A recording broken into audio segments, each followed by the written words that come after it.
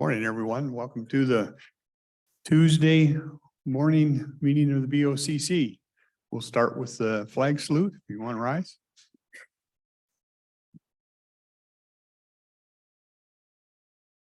Pledge allegiance to the flag of the United States of America and to the republic for which it stands, one nation, under God, indivisible, with liberty and justice for all.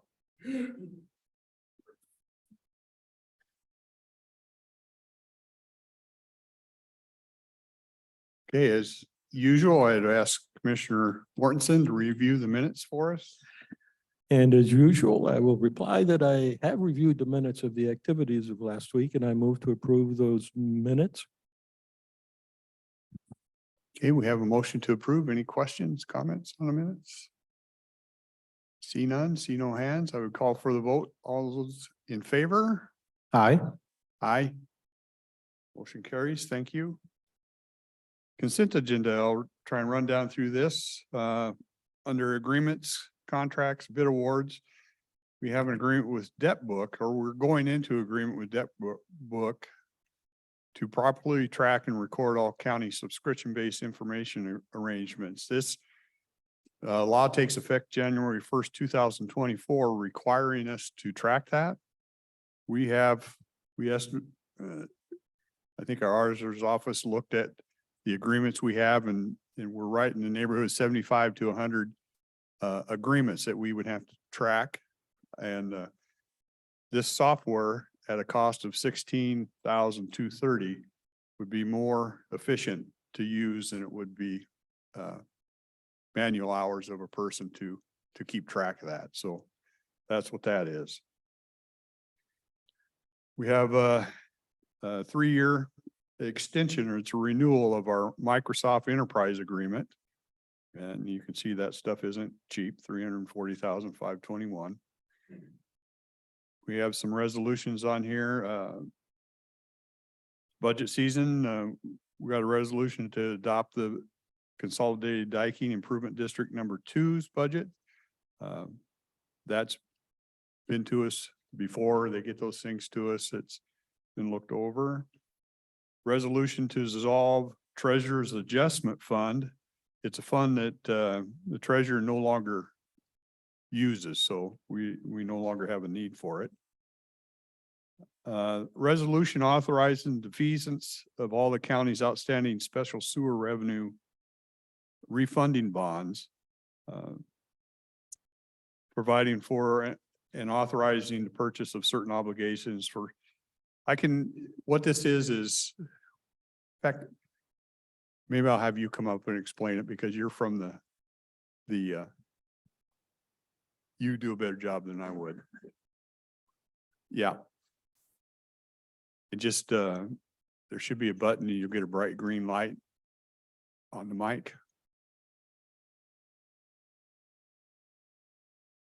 There you go. Yeah, and you just keep it kind of close. Yeah. Good morning, everyone. I'm Dwayne Leaf. I'm the general manager of Three Rivers Regional Wastewater Authority.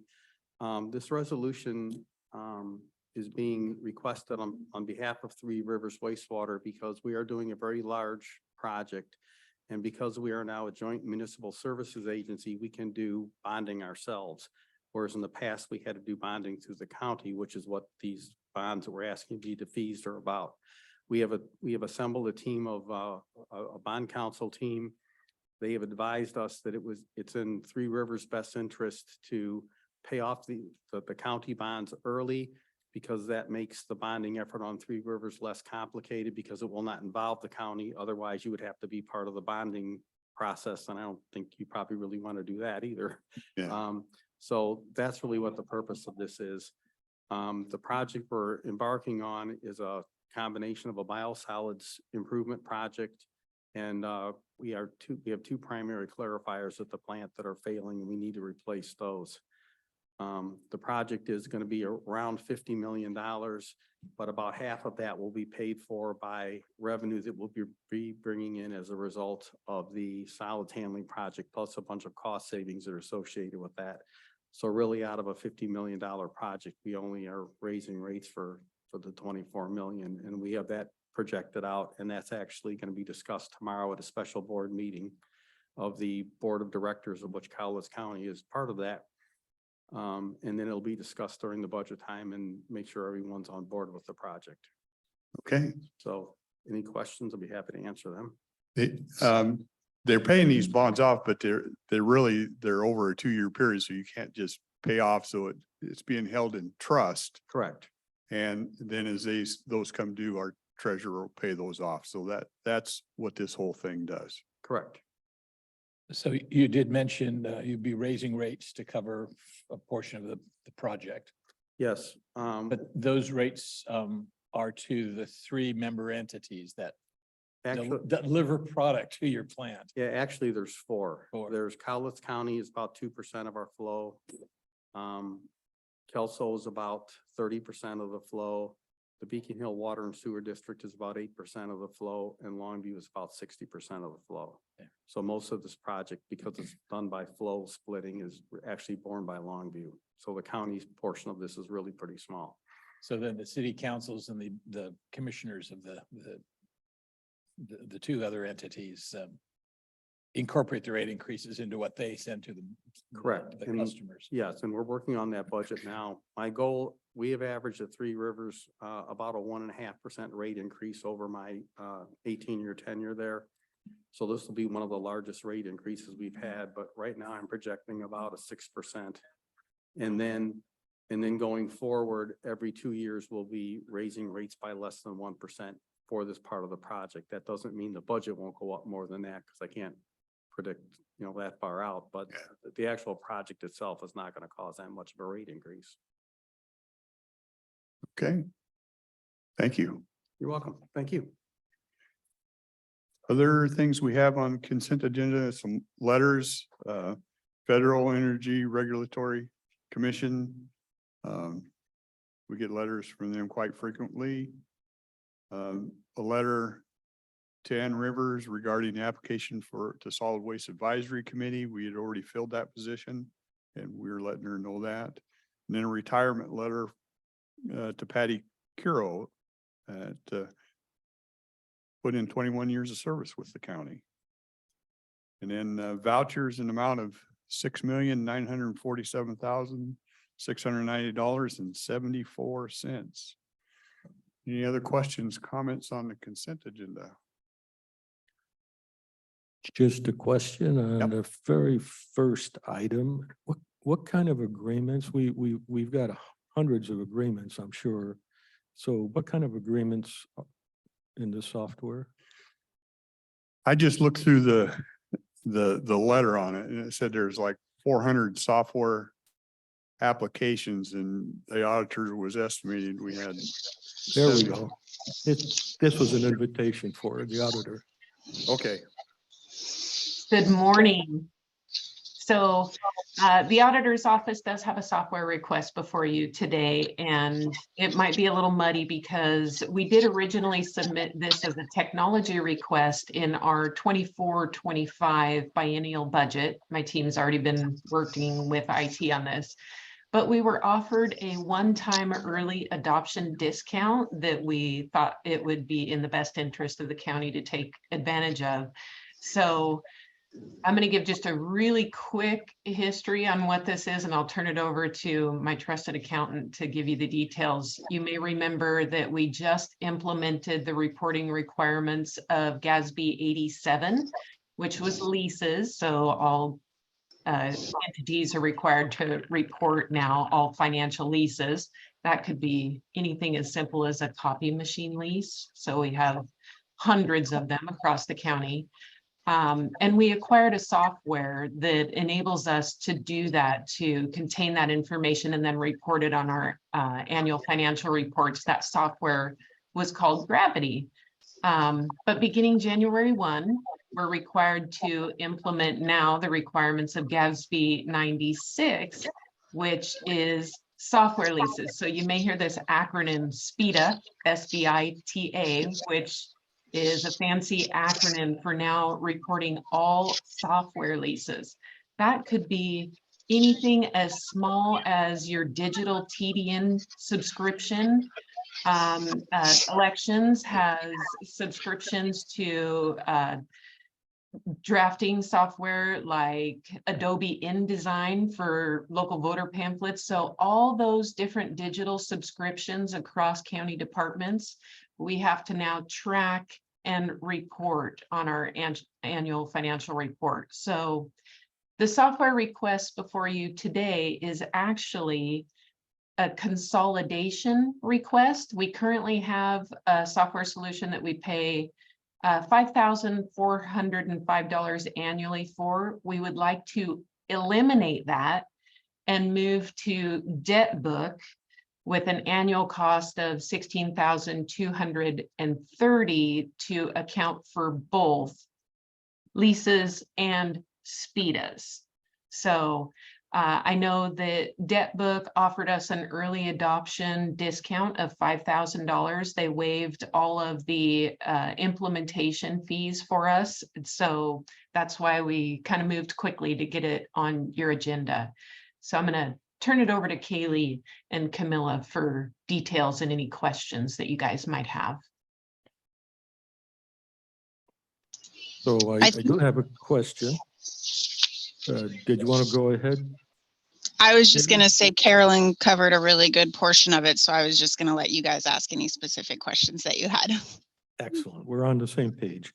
The this is a standalone software package, right?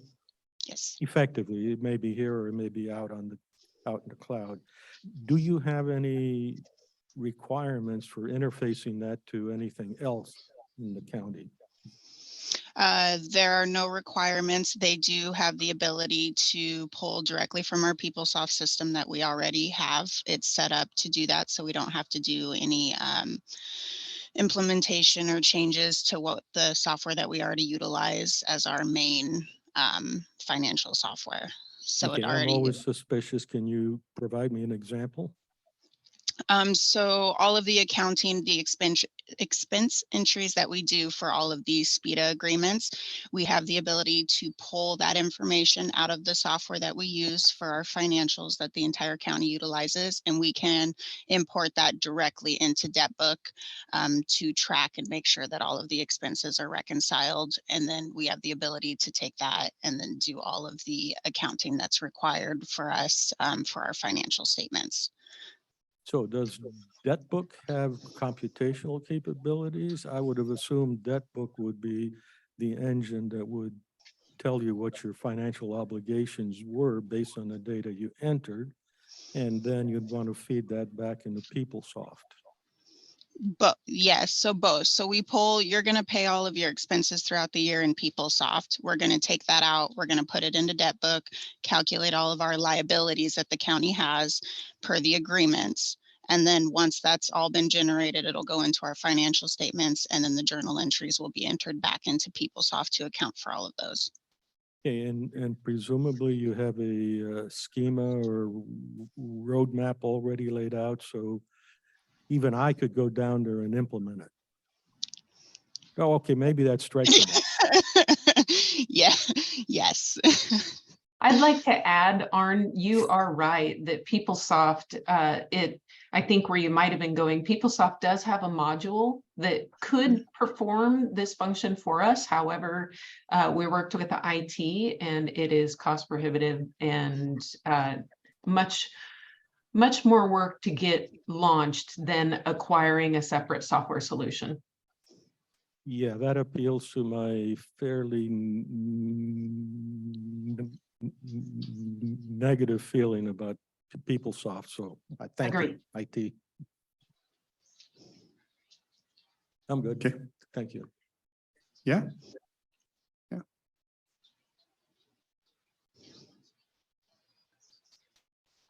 Hello, I understand that going ahead with this would save us some money, but I'm concerned about the security of this debt book. How secure is it?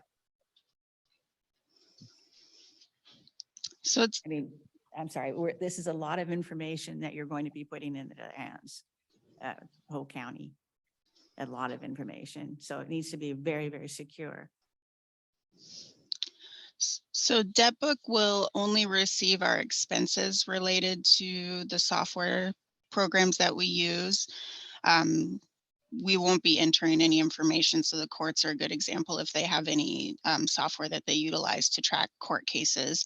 None of those court cases will be entered into debt book. The only thing that's going to be entered into debt book is the cost paying for that software and the liabilities related to having that software. None of the internal information from that software will go into debt book. And I would add, all of that information should be in the public domain anyhow. Yes. So it's protection from us getting it locked out or tampered with, but not observed. Mhm. Okay. Any other questions, comments on consent agenda? Pleasure of the board. Don't see any comments. Ready for a motion? Mhm. Mr. Chairman, I move that we approve today's consent agenda as presented. Last chance for comments. We have a motion. Seeing none, I call for a vote. All those in favor? Aye. Aye. Also vote aye. Thank you. Motion item, Public Works.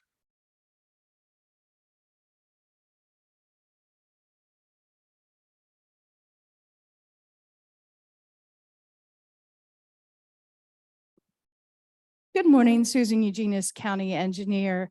This morning, you have before you the supplement number 1 to the local agency agreement for the Erick Creek Fish Passage Project.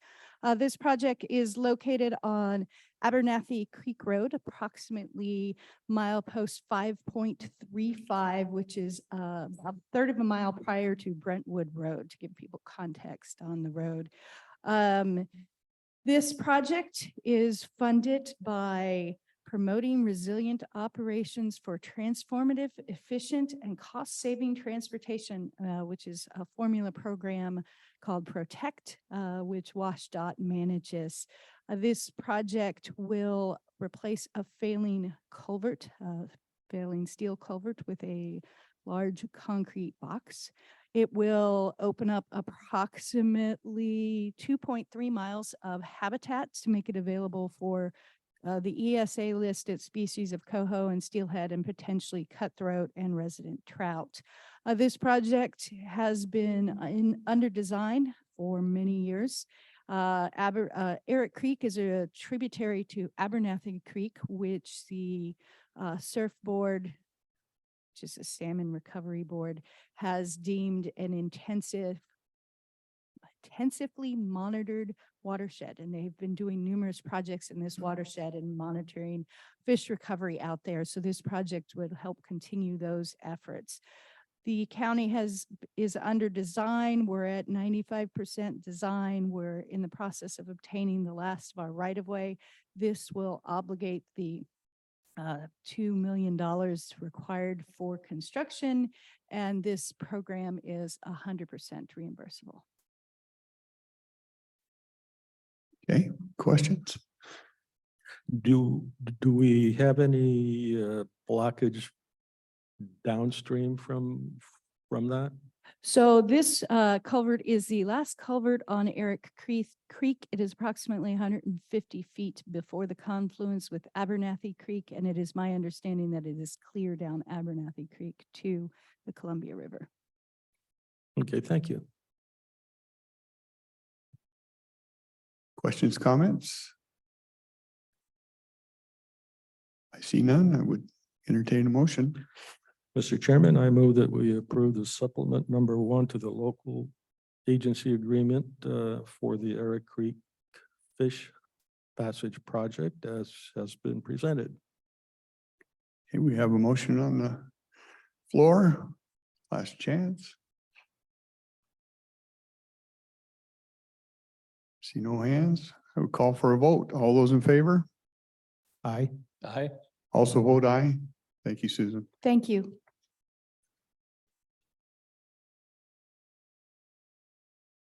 Another motion item, Superior Court. there. Either one.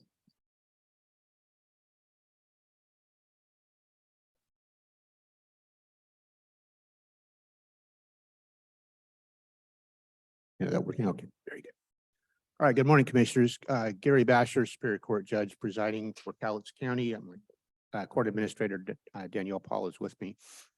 We're here to request the court approve a resolution to support us proceeding with a sixth judge to the legislature in next session to be hopefully implemented by January of 2025. This is a process we went through at a workshop last week. We had a lot of questions. I think we answered most of those.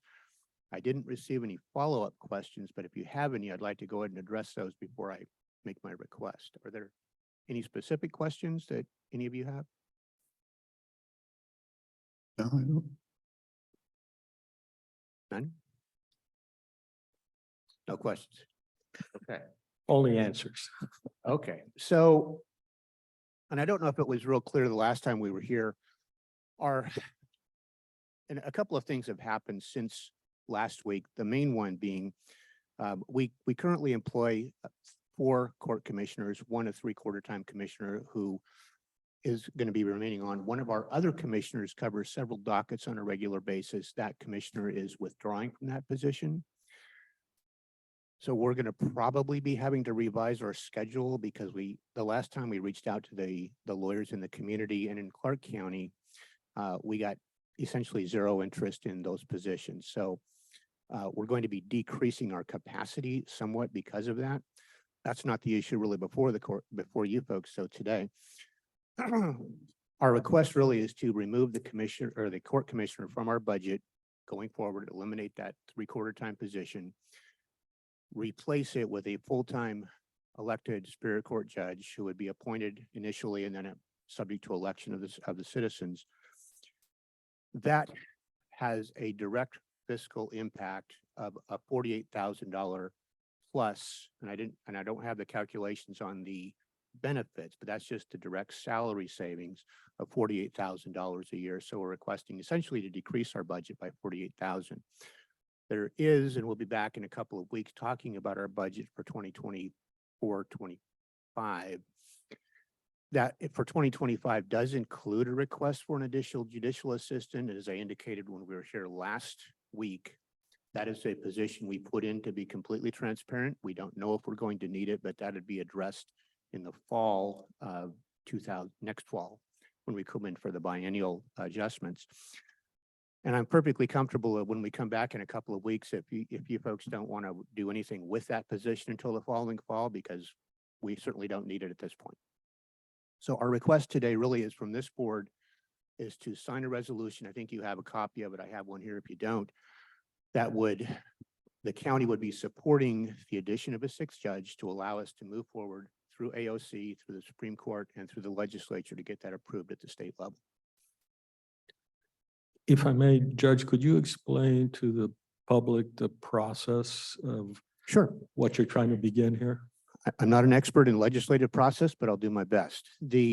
What has to happen is the local count, back up a little bit. Superior Court judges are funded half by the state and half by the county. That's not quite exactly right because the state pays all benefits, all Social Security benefits, all retirement benefits, all healthcare benefits. So that comes out of the state budget, not the county budget. So the county is responsible for 1/2 of that salary only. Our court commissioners who are working by appointment from the judges, we reach out to folks to give us some coverage when we're at conference or when we have shortages. Those are paid 100% by the county. Our 3/4 time court commissioner actually makes more than what the salary would be for a full-time Superior Court judge out of the county budget by about $48,000. The process. Judge Bashor, could you define what a court commissioner A court is? commissioner is essentially, they do this almost the same thing that judges do. We appoint them and they can do anything other than a jury trial. So they cover some of our civil dockets, some of our first appearances, some of our domestic kinds of dockets. So they do everything a Superior Court judges can do except for jury trials, which is almost all of our criminal cases, which is about 75% of our caseload. So the process of getting this through is the county has to say, we'll pay our share. It goes through the Bureau of Judicial Administration, which is the state agency that oversees the courts.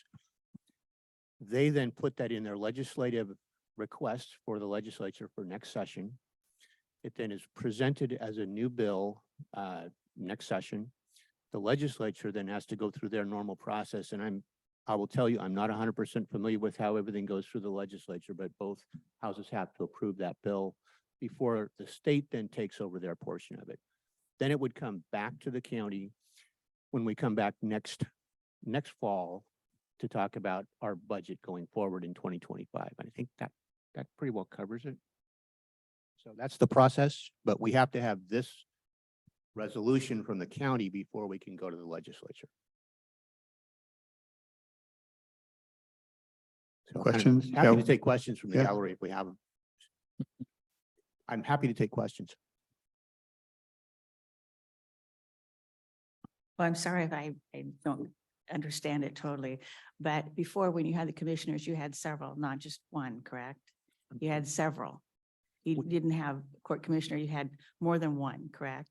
Correct. Okay, and now you're wanting one judge. So in my mind, and I could be totally wrong, it sounds like you're going to be creating a bottleneck for the trials and issues that go through the courts, because where you had several people working on all of these different trials and issues going through the court, now you're going to have one person who cannot probably handle as many people as what the 3 or 2 that you had.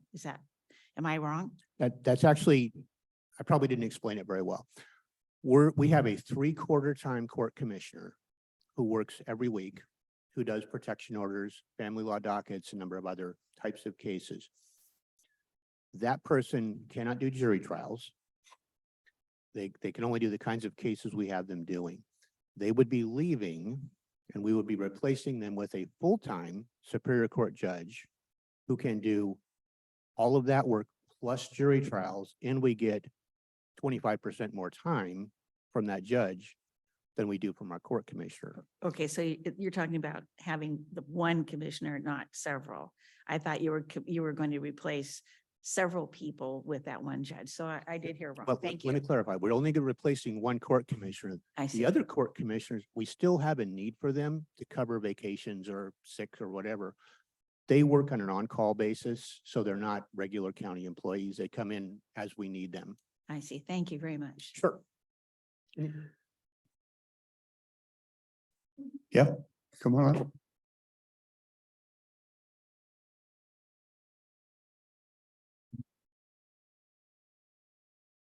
My name is Richard Dreyer. I'm a personal friend of Gary. I knew Gary through drug court. One of the things that I have a problem with, I was trained in experimental psychology. I'm not a clinician.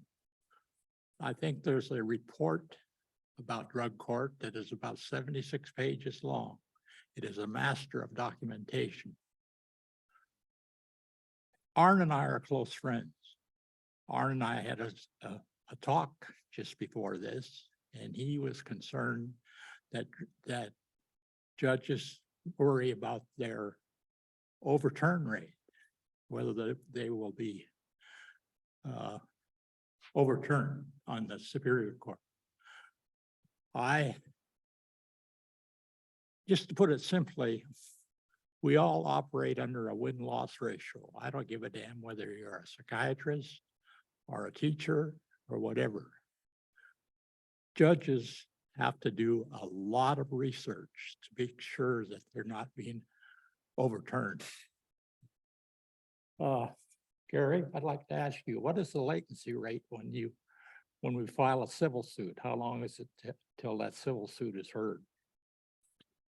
It's going to vary by the type of case. If it's a family law case, theoretically, that could be heard within several months' time, fairly quickly.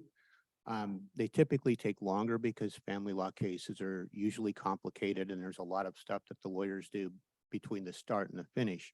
A civil case, for instance, a civil jury trial, that would I think we're setting trials, you know where we're setting trials at, Danielle? It's at least a year out that we can actually find a spot to put those cases. Probably longer the longer the trial, the farther we have to put them out because we have to find a time when we don't have other things going. Legal costs are expensive. Do you think that we have enough budget in the Superior Court to adequately handle all the cases before the Superior Court? That's a dangerous question. Of course, I think we could use more funding, but we're short, according to the state workload estimates, we should have about 7 judges. We're asking for a 6th. When we got our 5th judge, we were slated to have 7. So I would say the courts generally across the state are fairly well underfunded. But that's not the issue today. Our issue today is to try and increase our capacity and save the county $50,000 a year, basically. Thank you, Gary. Thank you.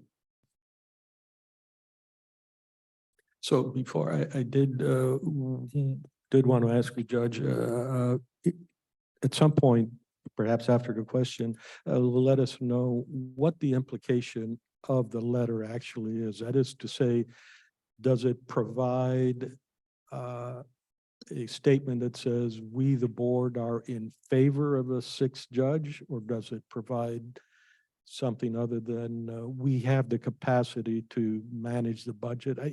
In other words, how will this be perceived outside? Do we, by approving the letter, do we tie the hands of the future commissioners? Well, to a small degree, I would say you do, because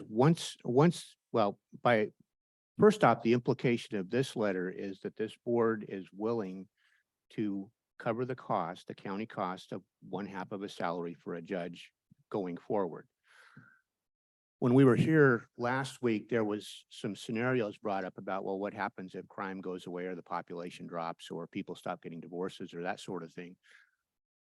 I've been working in this field for 23 years, and it's been an increasing caseload since I started. So I can't predict the future, but I don't expect that with the way the situation with the society is that any of those things are likely to happen. If that were to happen, the state legislature has the ability through their process to reduce a judge in a county that, for instance, let's say Cowlitz County lost a whole bunch of population or caseload significantly dropped. They would have to wait until the end of the judicial term in order to eliminate that position, but they would have the power to do that. And the reality is they would have the incentive to do that because they're paying the other half plus all the benefits. So and I understand your position or your concern is that you vote this and then somebody can't change it in the future. I would point out that every other position we have through Superior Court is approved by this board on an annual basis, and you approve our budget. So this does add about 114,000, I think, that would be outside of your veto power on an annual basis, but everything else is still there. So does that answer the question? The first part, this other one was an addendum, and there's stuff I would discuss there. I don't know when the proper time is for that, but Well, let me interject, at least from my experience. When I joined this commission in 2013, the request for a 5th judge had already been approved quite some time before I took office. In fact, it was in 2008, the legislature approved that 5th. We did not actually fund that 5th position until 2015. Correct. So no, we're not tying the hands of future commissioners, but we are promising to consider it. And I think that's a fair, Yeah, again, it all depends on, the funding at the time, which in 2008, we were going right into a recession later that year. And we had to get through that before we felt comfortable to bring about that 5th one. But at the same time, caseloads have continued to go up. So like, the use of commissioners has been important. The other thing that I wanted to just suggest is just to remember that in terms of a bottleneck, court commissioners' decisions are appealed to county superior court judges. So using court commissioners is a little bit more convoluted process, because if a judge is the one whose decision is being made, he doesn't get reviewed by his fellow commissioners or superior court judges. It goes to Supreme Court of Appeals. Correct. So this is a little bit more efficient way of using resources, and the state contributes money, which they don't right now for that position. Yeah, there are all kinds of things to say about that. For one, just going in reverse order, can you tell us how many court commissioner rulings have been appealed? I can't give you an actual number. We went back and took a look, and I believe, how far were we able to go back and pull that? I don't have it here. We did provide that information to Judge Hahn, which I thought she had provided, but maybe she hasn't. Yeah, I will use this as a little bit of an unfair statement that trying to get information is very difficult. A flowery statement like it's going to actually increase the workload on Superior Court, we might be inclined to take that at face value because potentially it is true, but the actualities may not bear that out. Can I speak to that just briefly? I would say, and this is really working off of my experience in doing those revision hearings, I don't think that's a significant reason for this request, and that's certainly not a basis of our request. It's a factor, but it's not the basis. Most, other than criminal cases, which court commissioners don't do for the most part, most criminal cases get appealed at some level just because people have a right to appeal, and in civil cases, they don't have a right. They have to be approved for the appeal through the Court of Appeals. I appreciate that, yeah. And still working up the tree, the official population of Cowlitz County in 2010 was 102,358. Let me just call that 102,000. Okay. And in 2021, it's 112,000. In that period of time, there was a 9% increase in the population. Actually, when we went from 4 Superior Court judges to 5, that was a 25% increase in something, certainly in the number of judges. And then if we go from 5 to 6, that's adding another 20%. The reason I bring this up is because we're very fond of metrics, it seems like, and I think we really want to look and see, well, let me go ahead. The system is broken, and we can be a part of the problem or part of the solution. If we continue doing the same thing that hasn't brought us desired results, then we are the problem. And I don't want to be the problem. So I need to understand what is going on in the county that says our crime rate or that which appears before the courts far exceeds the population growth. And then one of the last things you said was, or the first thing,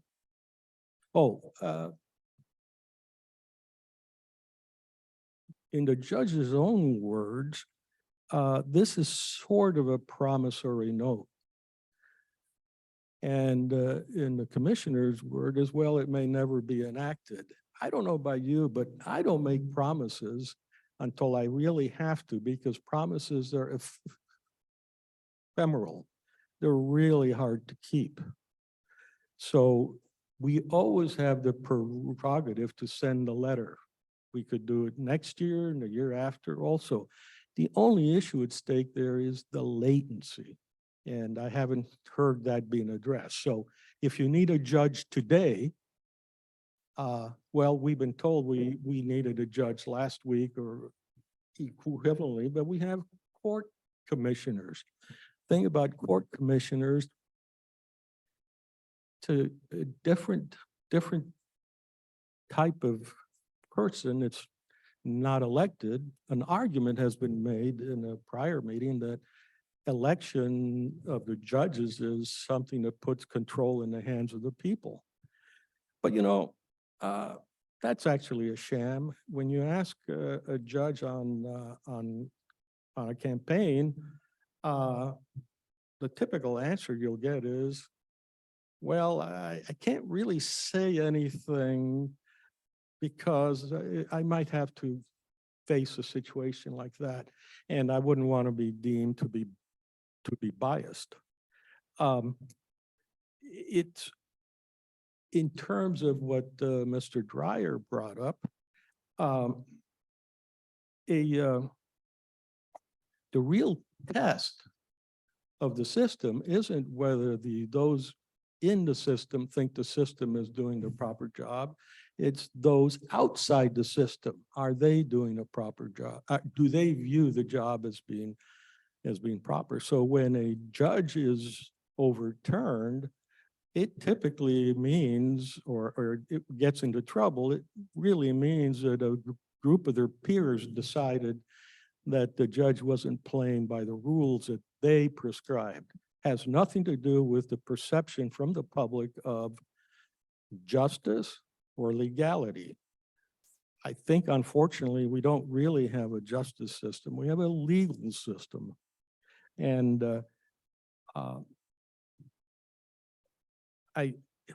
I'll go back to one other statement. I remember 2016, December, I sat in a room over there and Judge Evans made this very nice impassioned plea for a fifth judge. And out of a moment of weakness, I think Karnofsky asked me what my opinion was. I had already been elected and I was going to replace him. And I said, I think the arguments are valid arguments. Let's proceed. Since that time, I have never gotten any metric at all that says what that fifth judge did for the public. I have no data on latency. I have no data on anything that I can sink my teeth in. It's very much, it's not just the courts, but in many other agencies, it's I'll gladly pay you Tuesday for a hamburger today. And I'm saying, okay, if you're really hungry, I'll buy you the hamburger, but I don't know that that is the case here because we have court commissioners as a recourse. In addition, we've got the issue of yes, the state pays for half the salary and all of the benefits, but that's still your tax dollars. And then a judge doesn't sit in the chambers alone. There's a judicial assistant, the clerk of the county then says, you do that, and I'm going to ask you for 2 more clerks. I don't know how valid those arguments are, but what you can hang your hat on is that it isn't just adding a 6th judge. It's all kinds of other encumbrances that come along. So it's not free. And the cost analyses are always hard to make. There was one other point. For my thinking, the 800-pound gorilla in the room is still the cost. We just continue to grow. Don't know where the feedback comes. Any engineer knows that if you have a positive feedback system, it blows up. I think we're blowing up. Someone has to put a stop to this, and I really have implored the judges before, help me figure out what is going on here. When they say, well, it's the legislature, I'm like, they have more voice than I do about trying to influence the legislature. It's really somewhat disingenuous to say we have no choice. We all have choices. We just have to be willing to step back and see, are we doing the proper job? So that's, anyhow, that's my harangue at the moment. My appreciation for indulgence. Go ahead. So let me follow up more succinctly on what Arn was saying. How do we, the citizens, what benefit is this additional judge to the citizens of this county so that we can support our commissioners in making that decision for the benefit of us residents of the county? You're getting a 25, well, we have a 3/4 time person.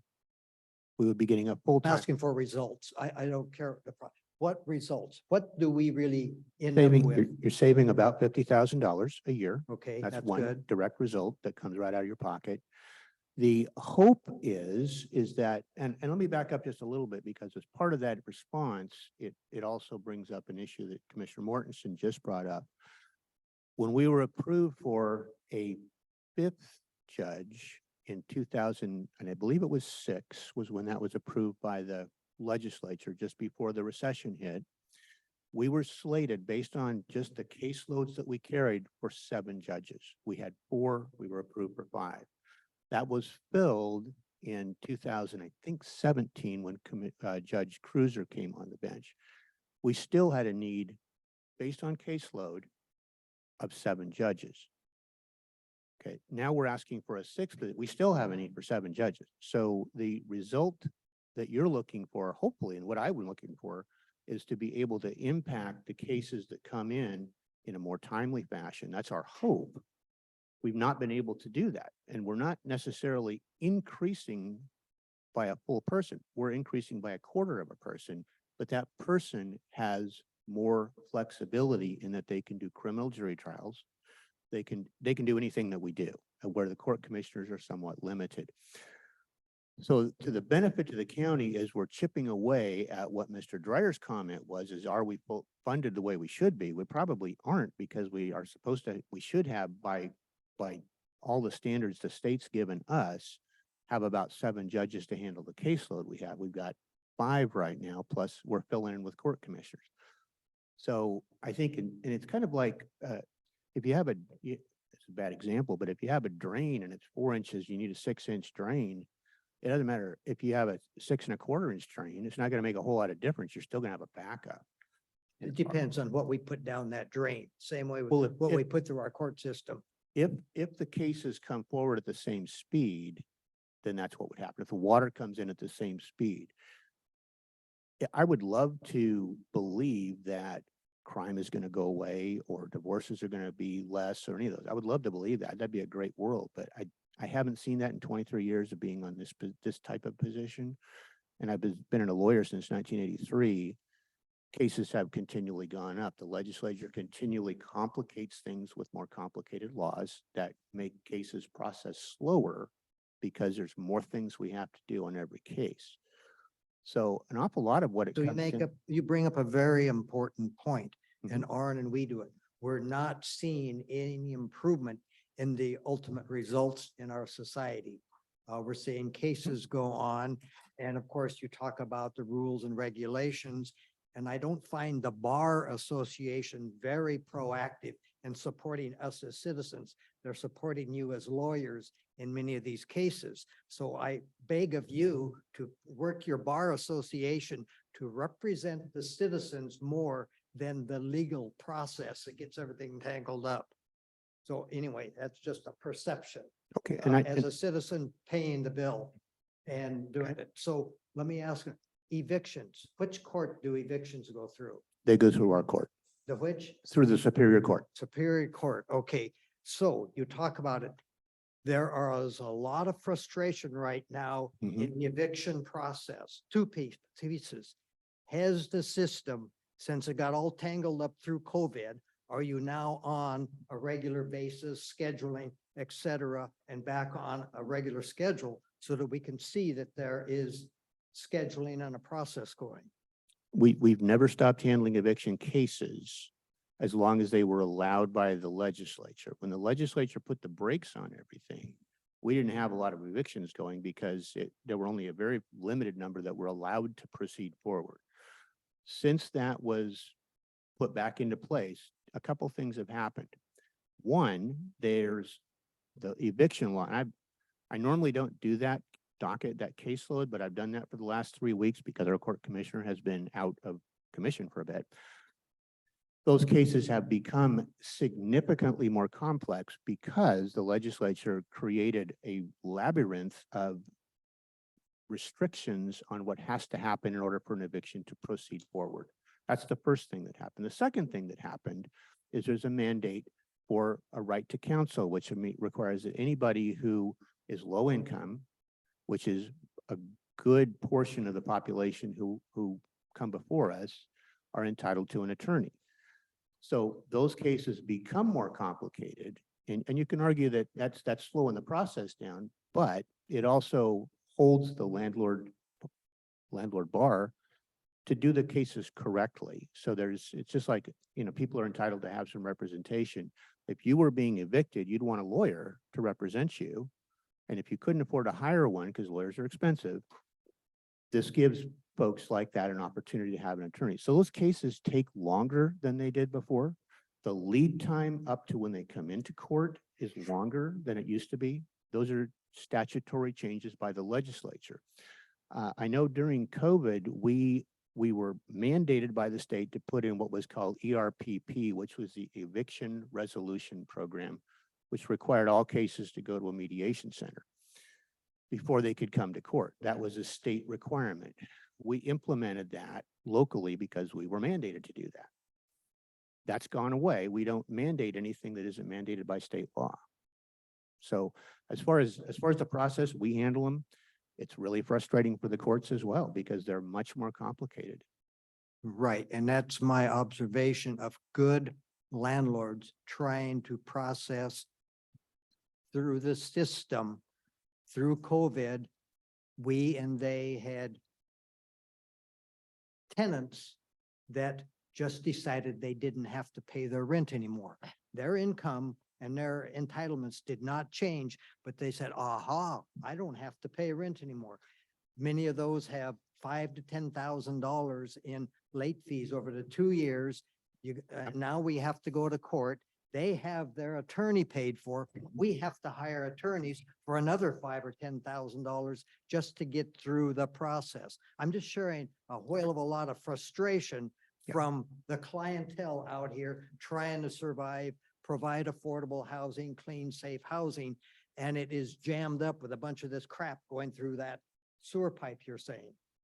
Okay. So if I might interrupt you, then it is a good point to ask the judge, does that concern, how do you feel about that? Is that a realistic concern? Right, that's a good point. How do I feel about it? I'm sorry. I didn't hear your response. How do I feel about it? Do you think he has a good? I think it's a Point. very legitimate point. Okay, so then my follow-up question to you is, this is an example of where I think in your shoes, and I've got to project, I'm saying, suppose I had your shoes, Mhm. I would look at that and say, this is crazy. This is just bureaucratic nonsense. Let me call the legislature, let me talk to my legislators and let them know what they're doing. Have you done that?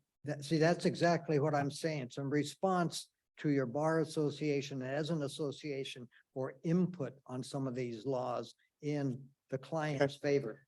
Let me respond to that. First off, the courts are not part of the bar association. That's a separate entity. But you're a outside bar of us. associate, all of you attorneys have. We are a membership of the bar association, correct? Right. The bar association, as well as the Superior Court Judges Association, we have folks not in the legislature, but who are advocating against a lot of these things, because things like the minor guardianship law created a nightmare for the courts to deal with. Protection order laws have become incredibly more complex.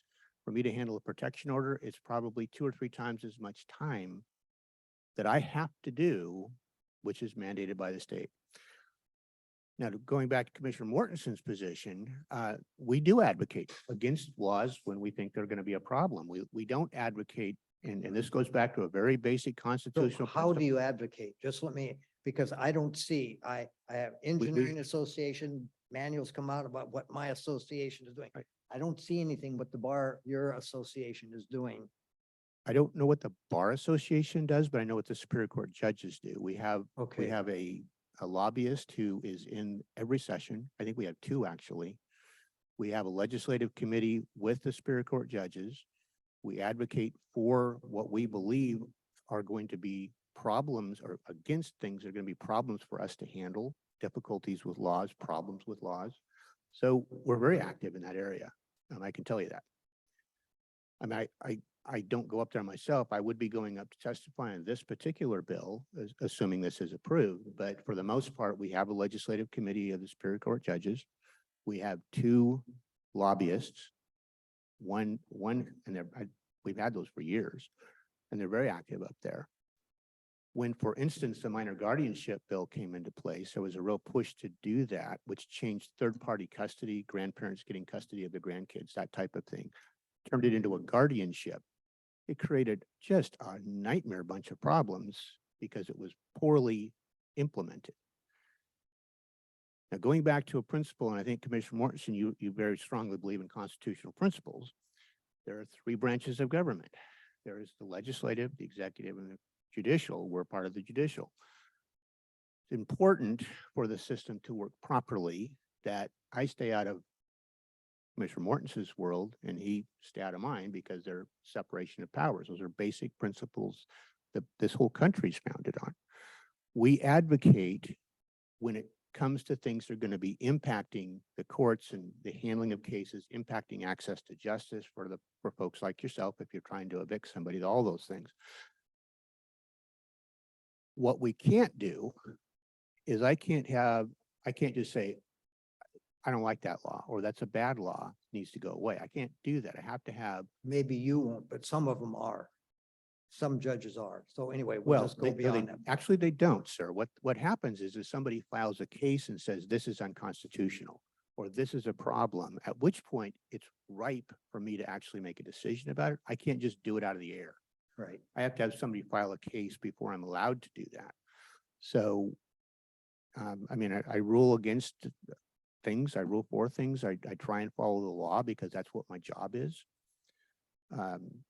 There was a question raised at our workshop last week about why we responded to COVID the way we did. And a piece of that was because Labor and Industries has certain requirements that we have to follow, or we subject your tax dollars to being paid in fines for not following those rules. If somebody files a lawsuit to challenge those rules, then we can make a decision on it. But until then, I have to follow the rules just like you do. So the courts are a separate branch of government. We don't get into the legislature's lane and tell them how to do things. We advocate for things or against things. We suggest bills to the legislature. We've done that on a number of cases. This would be a bill suggested by the Superior Court judges to add another judge. So we're involved in that sense. Right. So let me, We're- I'll cut it short, just, go Okay. ahead. We're not talking a straight black line separating one side from another there in terms of constitutionality.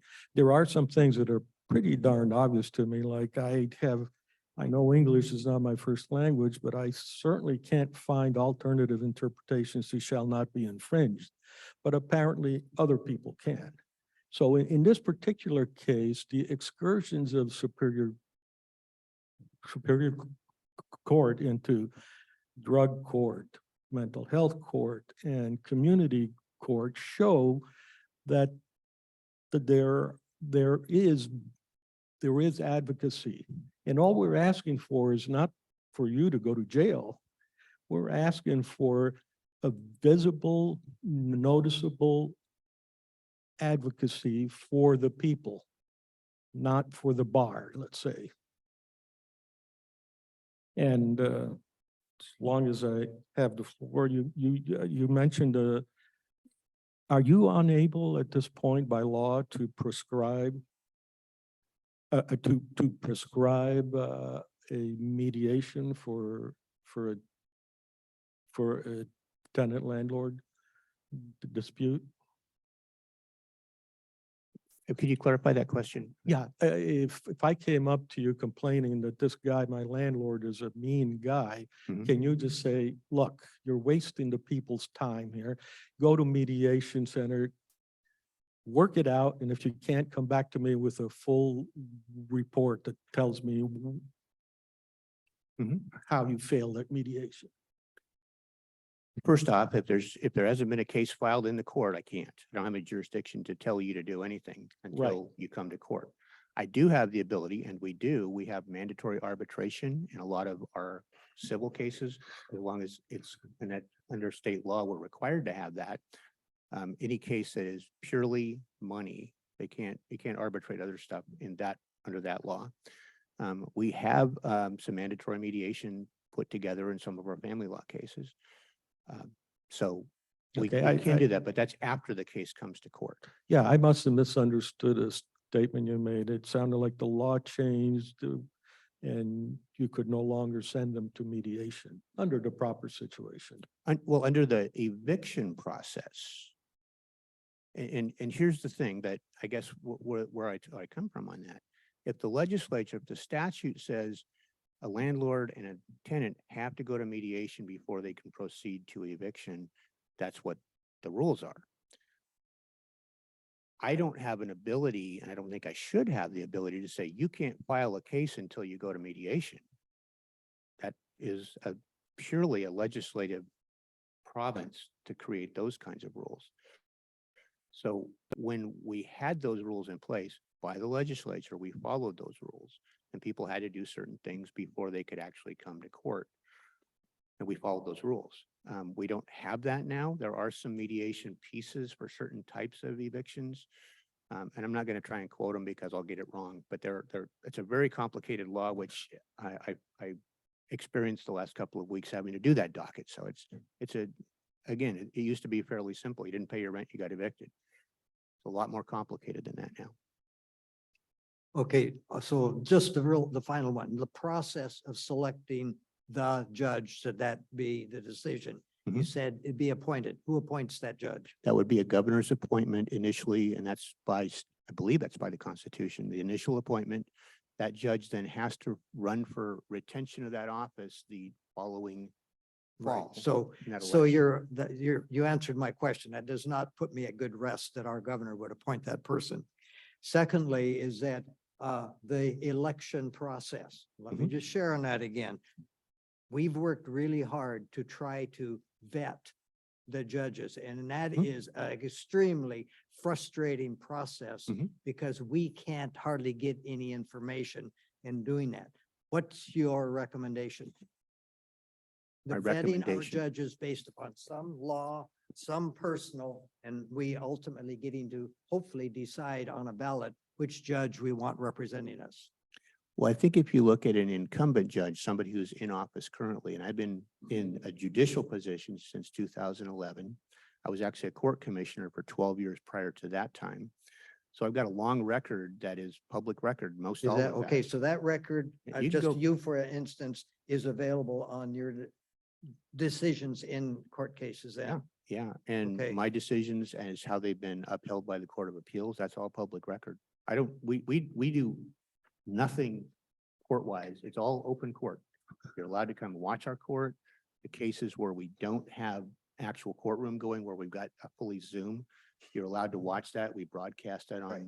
on KLTV, so people can watch us and see what we do. We're not trying to hide anything. We really aren't. Right.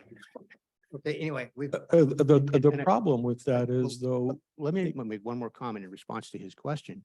And this is, in vetting a judge, we work under a code of requirements, code of ethics that we're required to follow.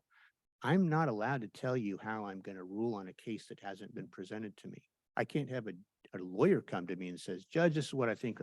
How would you rule on this? I'm not allowed to do that. That's what's called an advisory opinion. And the reason for that, and it's an important reason, is because if you come to me and you give me 5 facts upon which I'm going to give you how I would rule, and then that case comes to me in court and there's 6 or 7 facts that I didn't know about the first time, I might have a completely different decision. So part of the reason why we don't give advisory opinions, and part of the reason I can't tell you how I'm going to rule on a particular case, is I have to wait until I see all of the evidence on a particular case. And so I can make a ruling based on the whole picture. We don't make rulings based on Facebook rumors. We don't make rulings based on, I you know, don't think I- newspaper I don't articles. think I was making an No, assumption. I don't, but you're asking, how do you vet a judge? And that's a common frustration, that we can't talk about how we're going to rule on things. And there's a reason for it. And it's, our code of ethics requires me not to do that. And there's a really good reason behind it, because I'm going to give you one answer on one set of facts, a different answer on another set of facts. And I did want to agree with you on that, Judge. A priori, what you said, I agree with. A posteriori, what you said, I agree with also. The public doesn't have enough information to decide whether the rule is outrageous or not. And that's a great disadvantage. But what I do know from sitting outside is that I think I've advocated I've said the system is broken. And while I have much respect for you and the other judges, I don't have anything but good things to say there. Appreciate that. Collectively, we have a system that I think our only hope for the citizens to fix that is not to reelect a judge. As soon as judges start not having a career as a lifetime judge, things are going to start to change. They're going to have to ask and say, what is it that's upsetting the public? And that will work. That will work a lot of magic. That applies to all these people, as opposed to demanding term limits. Just fire the guy at the next election. And you can do that very, very nicely, very efficiently. And if there's no other opponent, well, just don't vote for him anyhow. I would say the difference between state and federal judges is federal judges are appointed for life. We're not. We are subject to reelection every 4 years. Oh, yeah, but I'll go back to what I said. Just because you're ostensibly could be out, the record shows that that's just not the way it works. There's too much noise in the system. We've got some of the most incompetent legislatures that have been in office for a long time. And we've got judges here who, I mean, how long have you been a judge? I was appointed in 2011, and Right, so you've been there 12 years and you probably expect, and I would expect that you'd continue. And that's my expectation, my hope. yeah, I can only think of one example offhand, and I don't want to mention that. And that was, anyhow, I don't want to mention that. I don't expect everybody's going to agree with every decision I make. Yeah, and it's not a point necessarily of agreeing with you. It's agreeing with the system. Yep, I get it. Yes. I'm Yes, sir. just going to touch base on a couple things. Your Honor, you came here to have another appointment for another judge, correct? Instead of, What we came here for was to have this board approve, say they would, excuse me, they would fund the salary if it's approved through the legislature. your court commissioners, how many do you have right now? We actually have four. I think we have four that we actually have. We could draw from. One who's a 3/4 time, which is the position that would be eliminated. We have three others. One is retired Judge Warning, who comes in and covers occasionally as needed. And then we have two others that Those others, are they 3/4 also, or? they work as needed. So if we have somebody sick and we have to cover a docket, we call somebody, say, hey, can you come in and cover this? Because it's kind of like And- when somebody calls in sick. What Arnie mentioned, if you get a judge, you got support people. What about these commissioners? Do they have support people, or do you guys already have that structured in? I'm not to sure I support understand. them when they show up to work? Yeah, we do. We have judicial assistants that already support the court commissioner. So they're already on the payroll. Yeah. Okay. Except it doesn't work that way. I talked to the clerk of the county, and she's going to want more clerks, and I was told you'd want another judicial assistant. I'm just saying, in regards to the court commissioners, Mhm. the ones that you have that are supporting you guys now, support those court commissioners when they come in part-time. So there wouldn't be any extra cost if you keep court commissioners. The only thing you're gonna benefit in regards to a new judge is you're gonna get 25% more. You're gonna get jury trials by that judge. And he can handle criminal cases. Mhm. And so that is a benefit. You're gonna save $48,000. Where do you come up with that number? Currently, our three-quarter time court commissioner is paid roughly $160,000. That's just hourly times three-quarter. Okay, The county portion of a judge in 2025, I believe, is 114,000 with no benefits.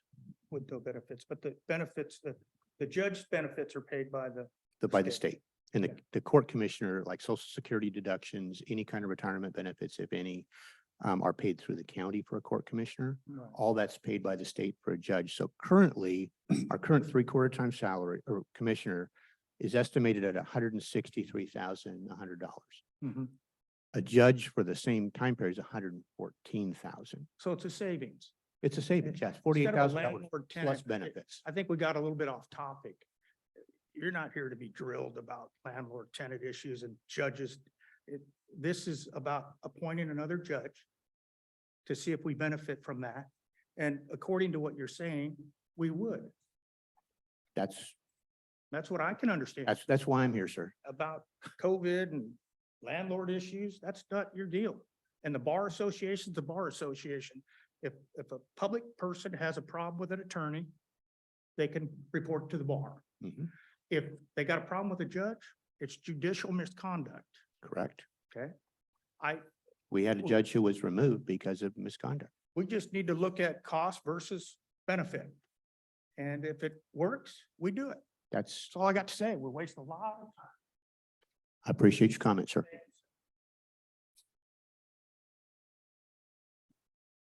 Again, I have to apologize because I know I don't know as much as that gentleman that just left. However, I'm going to go back to what Ron had mentioned about what the judges are doing for the people, how they view their benefits of having another judge and would that help them. Right now, if you've attended any of these BOCC meetings, especially in the past, you've heard over and over and over again that people have been arrested, they go to court, and immediately they're thrown out in the streets, no matter how bad and what their act was. Right now, the perception of the population here is that the judges are way lenient on those that are going to trial. That is one of the reasons why a lot of people are opposing what you want, is because right now we don't feel that we're getting the support from our judges against these felons. And I just want you to know this, because that is what you're fighting right now, is the perceived idea that they're just going right through the system with no problems, and they're right back on the street and committing the same or even more offensive problems. So Let me respond to that briefly. Or I'll try to. The Supreme Court sets the rules for setting bail. Washington is a presumption of release state. In other words, you are presumed, if you're arrested for a crime, any crime except for capital crimes like murder or some one of those, that you'll be released when you come to court at your first appearance. And then we won't move back from that. If you're a juvenile, it's almost, I was not impossible, but it's pretty darn close to impossible to hold a juvenile because of rules that have come down both from the legislature and from the Supreme Court telling us this is the rule for addressing these things. Very specific rule. I would disagree that most cases people come in and are immediately released, because I know the ones that I have been hearing, I hear first appearances, I'll be hearing them this afternoon at 1 o'clock or 1 o'clock this afternoon. I'll be in the jail. I don't know how many there are today, but I'll be hearing people coming in, and I'll make a decision what their bail or what their conditions of release are. And so I release a few people that don't have serious crimes or that aren't dangerous to the community in the sense of they're going to come out and commit a violent crime, because that's the standard that I'm required to follow. if somebody's gonna go out and shoplift again, that doesn't meet the test the Supreme Court's given me. I'm actually referring to the people that have harassed the Highland areas Mhm. with their drug use and other obscene behavior. And they're coming right back and Mhm. onto their yards, in their front yards, Mhm. and doing that act over and over again. They just want it stopped and they just don't feel they're being heard. And so I just need to let you know that part of this reluctance to fund even more judges is the perception that it probably wouldn't help because nothing right now is helping these particular people. And I know it could be very wrong. I understand that, but this is what you're fighting because right now the community is seeing a lot of this activity, Mhm. especially now during the summer, happening in like in the Highlands, right in their yards. And like I said, it has a great impact on perception of the people toward the judges. I think those are legitimate concerns and I understand that frustration. I mean, I do. There's No,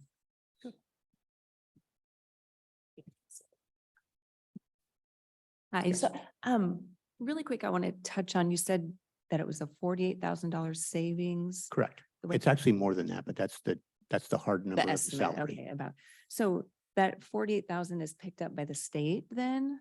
Essentially, because they're paying for the benefits and half of the judge's salary. It's actually a little bit different than that. The county pays all the court commissioner's Mhm. salary and benefits. Right now, that's 163,000 plus benefits. So that's social security deductions, health insurance, Sure. any of that kind of benefits. The salary for a Superior Court judge, the half that the county would pay is 114,000. Okay, So that's the $48,000 difference. got it, The state covers the other half plus all the plus the benefits. Correct. So as a taxpayer, that's still my money Mhm. going to that, right? So really, the savings, I mean, maybe it's going to save this board that, but as a taxpayer, like me looking at it still, I'm actually paying more into the system to have a judge versus the commissioner. It's entirely possible that the total cost is going to be coming out of somebody's pocket. Yeah, it's got to, it's I coming from totally agree. somewhere. And I'm Okay. not a big fan of paying lots of taxes. Right, So right, so I right. Yeah, recognize that. I get to. I'm looking at, for this board, it's a savings to this county specifically. Sure, sure. But as a state, looking at, we pay into the state as well. Correct. So another question I would have for you is you, I guess collectively as the judges, what have you done to make your job more efficient so that maybe another judge isn't needed? Like, is there a way that, I'm not a lawyer, so I don't know all the intricacies, but how can we maybe cut? Do you have an average? Do you know like the average case, like how many days an average case takes or how many judge days an average case takes? And then how could that be maybe more efficiently used? Does that make sense? Does that question make sense? It does. It does. First off, every case is different. Mhm. Unfortunately, I can't say that every divorce is Sure. going to take 3 hours or something like that. Right, right. Um, But there it- is an average. There is, if and you those looked at all of numbers them. are available through the state. I don't have them here with me, Okay, but we have sure. those numbers, how long case processing takes. That's all available. What I can tell you is last year, they came out with a new rule Mhm. called an informal family law trial. And what it allows is folks who have lawyers or not come in and the presentation of their case is very simple. There's no court rules. The judge asks Sure. questions. So it shortens up the court time pretty significantly. We just did one of those. Judge Evans did that. He spent, I think, half a day or maybe a day listening to all this. And then he spent 3 days in his office trying to go plow through all the material. So it's not Sure, a sure. savings Yeah. to the system. Oh, I Makes it see. easier for the person coming in, but it doesn't save the Right. system time. So one of the questions that's always come up is, well, you have an empty courtroom today. And that's true. And Commissioner Mortensen several years ago came to me and he says, why don't you oversell the courtrooms like the airplanes do? So we started doing that. We stack up probably 3, Sure. sometimes 4 trials Mhm. for every day that we have trial days. And some days, because of that, all of those go away because that's how cases settle, is on the courthouse steps. That's typically when Sure, most sure. cases settle. Yeah, historically, in this county, around 3 or 3.5% of all, I think it's 3.5 to 4% of all cases filed go to trial. And that's pretty consistent nationwide. That's just how the system Sure. works. And that's Yeah. data that we've collected for years. To make it more efficient, one of the things we're doing right now is we're working with the National Center for State Courts. We got a grant through them to come in, look at how we process our criminal cases, to come up with some suggestions and Sure. guidance. Sure. Clark County just did that a year ago. So we're doing that to try and become more So efficient. is that a new, that's a new thing? That's a new grant that's just started Correct. now? That started last September. Yeah, I think. Okay, so I think you're, it was you're a year into it or so? Yeah, we've met with them and they're working on recommendations Okay. to provide to us now. And so we, it's, again, if I had all the time in the world and I didn't have to go to court, I could go and study more about case processing. If we all case had all the management time in and the all world, that right? stuff. Yeah. There are ways to improve the system, but the reality, honestly, is that there's this much of a caseload Mhm. and there's this big of a pipe for it to go through. And so we try and be as efficient as we can. Sure, sure. The flip side of that, and I think this is a really important thing, and I told the folks who came out to analyze our system, I do not have any inclination or desire to make courts efficient at the cost of handling cases the Oh, way they should be absolutely. handled. Yeah, I wouldn't suggest And that. yeah. so I'm not going to go to a situation where we're putting everybody in the mill and just cranking them through. Right, Because right. every case is different. And everyone, I won't say everyone, most people, they say, well, the court's doing this or not doing that. Or they complain about this or complain about that. And then when their case comes into court, the story changes They dramatically. get it a little differently, yeah. And everybody wants to have their case be the most important case. And it is the most important case to you Sure. at that moment in time. And that's the Sure. way I try to handle those cases. I think the other Right. judges do too. Right. So we do work towards efficiency. We do try and process as many cases as we can. There are some other limits in the system, and that is we have a limited number of prosecutors and public defenders. Sure.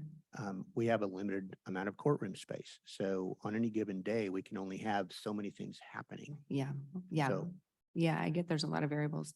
I guess like from my perspective, what I'm looking at, I work in healthcare. Mhm. So in the 90s, hospitals were saying we need X number of days for a certain type of patient to Mhm. make it through. So at that time, Medicare put in what are called DRGs, diagnostic related groups, and they essentially said, for a total hip replacement, we took the average of every single total hip replacement, and we're going to pay you for 4 days. I'm simplifying the system, but we're going to pay you for 4 days. It doesn't matter if they stay there for 1 day or they stay there for 10 days. We're going to pay you for 4 days. So that really forced hospitals to be more efficient because now the purse strings are tied. Mhm. So as an outsider, not knowing the court system and things, that feels a little bit like where we're at now. You're having that consultant come in, and I would love for that to be come to fruition before this were passed for another judge. But forcing those purse strings to be tied a little bit, is that going to force you guys to find new ways to be efficient? Because that's essentially what it did in healthcare, and there's ups and downs to that, and we could parse that out. But just as somebody sitting and listening like that, it feels a little bit like where it's at for me. Like would tightening those purse strings force you to be more efficient somehow? And I don't know what that somehow is, but maybe that consultant could help with that. So that's just, I would love for that consultant to be able to have their ideas implemented before we did another judge. So. thank you. Really didn't want to come up here, but what I see the benefit of having another judge. Yeah, talking Mike. Where I see a benefit of having another judge. And it's for also the client or the person that's being represented by the court system is when you have a court commissioner that can't do a jury trial, then this other judge that is a judge has to take it over and read through everything Mhm. to start over. And that's a cost, a major cost. And it's a major cost to, if he misses something or didn't hear the case to begin with, I think it's not a good representation for the person that's in the courtroom. And it's another waste. Now, these court commissioners that you have, Mhm. that are not 3/4, Correct. if they're called in, do they draw a certain amount? What's the money they draw? They get an hourly paycheck for Okay. whatever time they're working. Okay, so there's a certain amount that they get, and then when they leave, the money's gone. Yeah, we hire them as needed. It's just like if you called in a temp person or you got somebody out sick, you call in a temp to fill in that position. It's the same. That's how the cost is handled. What is your thought? And I know you can't, there's certain questions you can answer just from Mhm. people because of your position. Right? What is your thought on what I mentioned about a person that files a court case? And civil or criminal, Mhm. say it's a criminal deal. Would you want, if you were in that situation, would you want it transferred to another judge after this other judge has heard it all? I think I can repeat his question. If you file a case and you come in and a court commissioner hears your case, Correct. makes a decision, and then do you want to have your case then transferred to a judge to rehear the case, not based on a new presentation, but based on what's already been presented? Correct. Accurate. I can tell you, and we did have a letter that was provided to the commissioners from the law firm, Walstead Merching. And one of the issues I think that talks about that is that court commissioners, and we try and pick very qualified people to do those jobs. There are court commissioners who are full-time positions in some counties, Pierce County, for instance, they have a couple of court commissioners who I think are absolutely amazing as to their qualifications, but they have been doing that job for 20 years.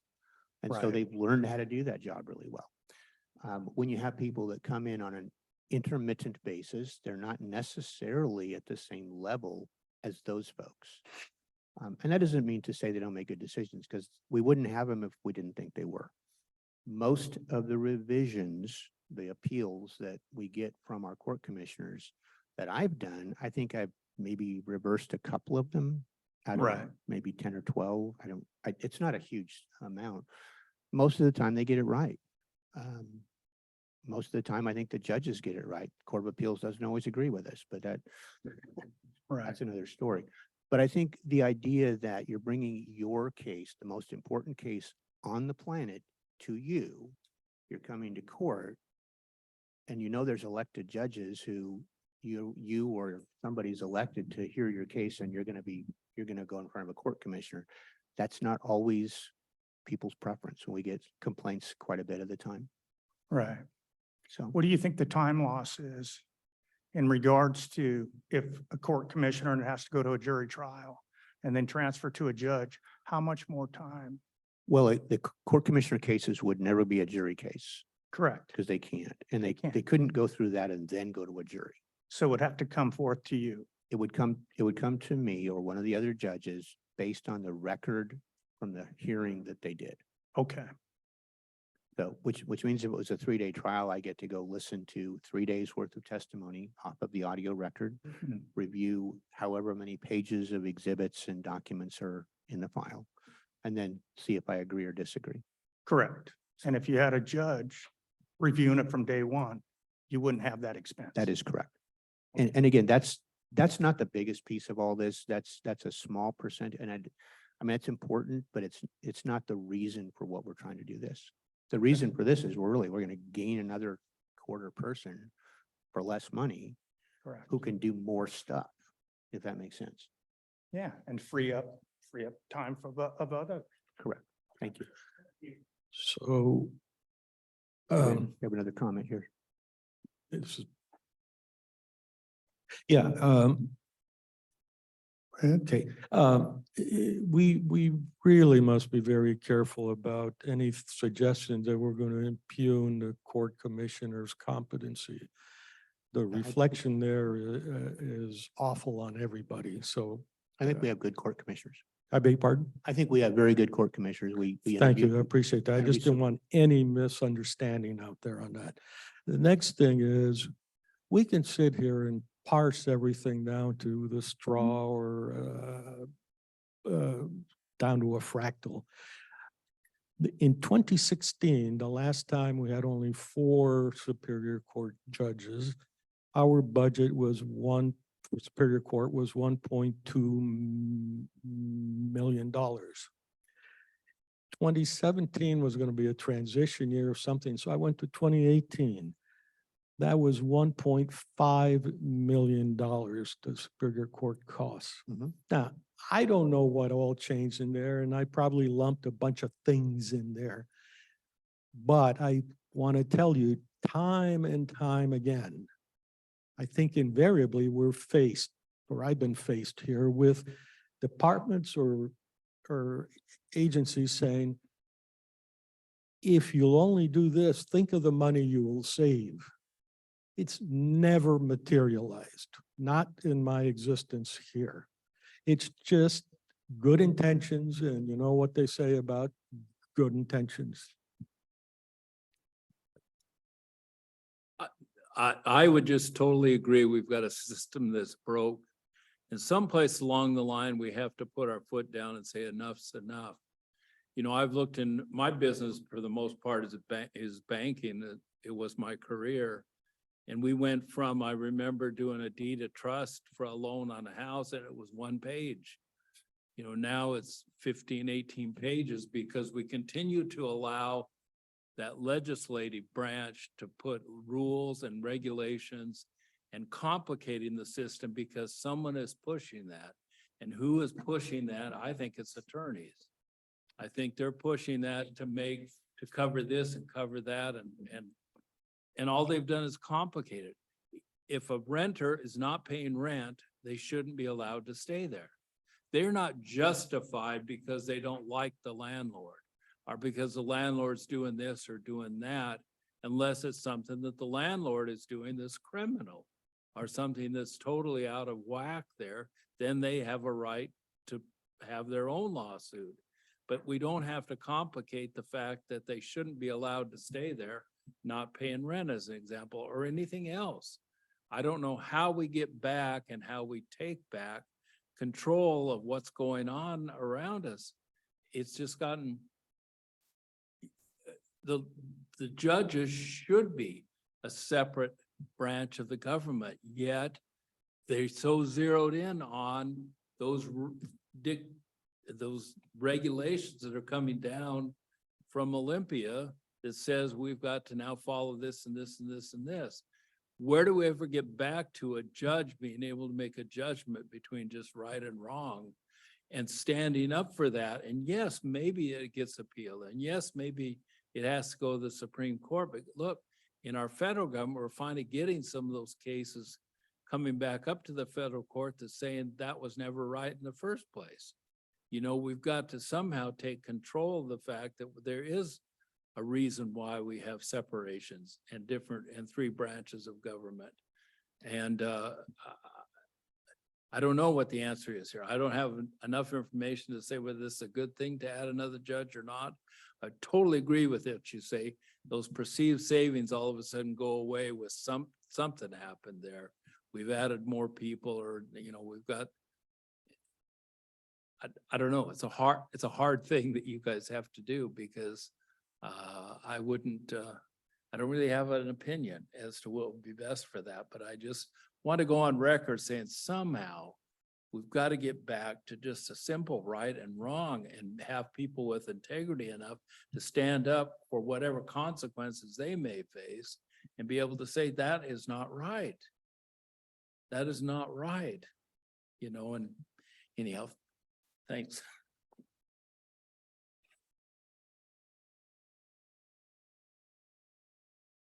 Any other public comment? I'll have a couple comments and then we'll see what the board wants to do. One's just a clarification. We've heard a lot about, you know, this per state metrics that we should have 7 judges. I want you to know that if you look at every county in this state, and there's 38 of them, we're no different than any other county. They're all over the board. Some counties, I think there's one county that uses up to 9 court commissioners. There's counties that use 1 or none. So it's what I'm trying to convey to you is that we're not really different than, we're not this red thumb sticking out in the state that we're different. We're not different. It's every county deals with these type of issues and deals with that. The other notes I have down here, you know, it should be a separate, the courts, I believe in the three branches of government. They should be separate, but the fact is they're not. The governor appoints these judges, and if you think they're not political appointments, then you're fooling yourself. They are. It's the justice and I say these things and I worry about saying these things because I don't want to disrespect our judges. I have high regard for our people over there. I've talked with all of them and believe in all of them, but the system is broken. It's political. It's been weaponized by the legislature and its political system. All you had to do is live through COVID and watch them shut down businesses, fire people, and the justice system never stood at all. It's a broken system. And adjudication is done from the legislative branch. Mr. Olson over here, I totally agree. I feel sorry for these guys. Judge Bashor and Hahn and Evans and all those people should have the ability to go in there and make a solid judgment on that. And they're robbed of that ability all the time through the legislative branch. And that's wrong. It's broken. The savings, you know, if you have savings in this column and it's more in this column, when you really total up all the books, it's probably a wash. So I'm not going to put a lot into that. I don't believe, unfortunately, I don't believe we have a justice system. I think we have, as Commissioner Mortensen puts it, a legal system, and they're not the same. I think the system is stacked against the citizens. It doesn't work for the citizens. And once again, I'm not blaming our local people. I think it comes through the legislative side. But I got to be honest with you, from a moral issue, I don't think I can support this. So with that said, I would leave it to you guys.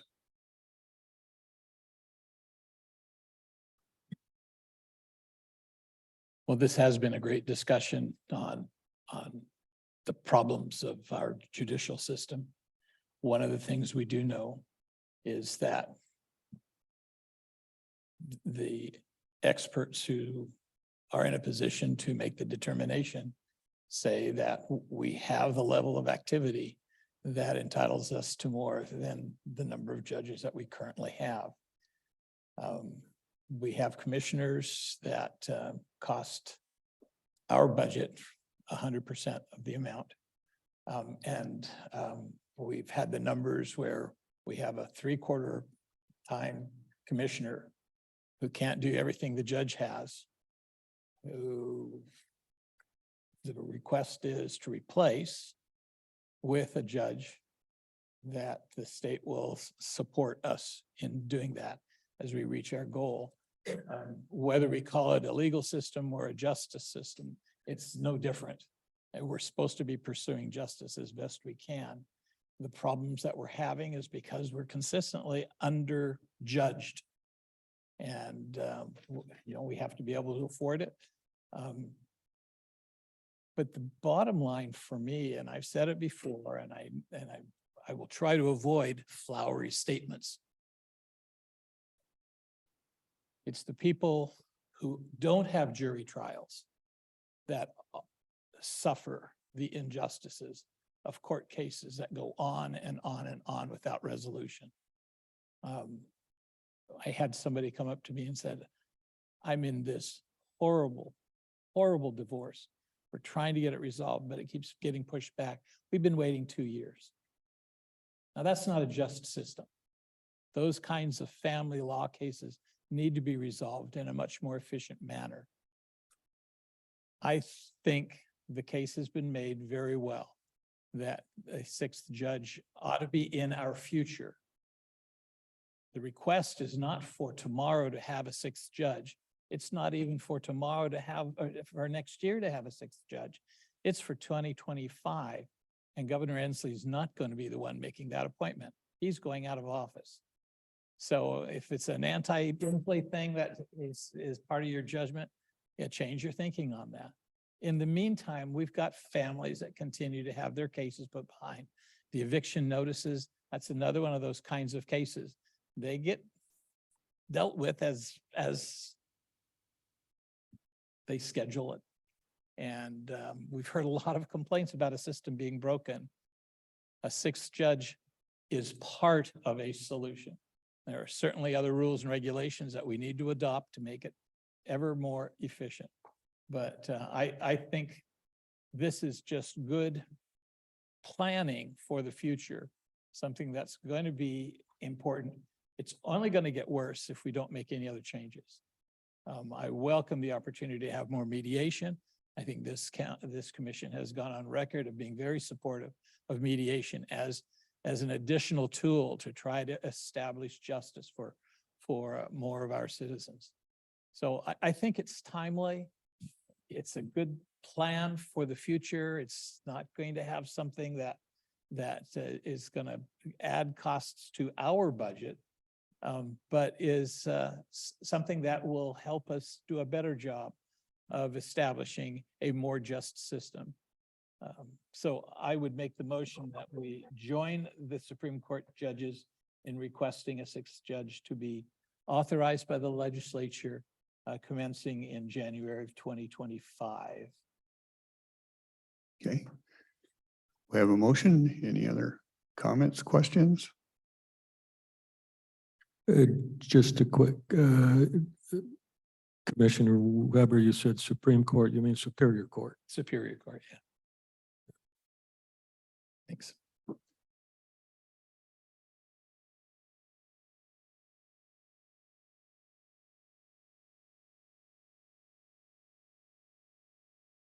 Yeah, just for me, if I hear like it's a savings, but the money's coming from a different taxpayer, it's not a savings in my book. So for me, the savings means nothing because it's not a savings. We're paying more and then we'll likely be paying for assistance, I assume.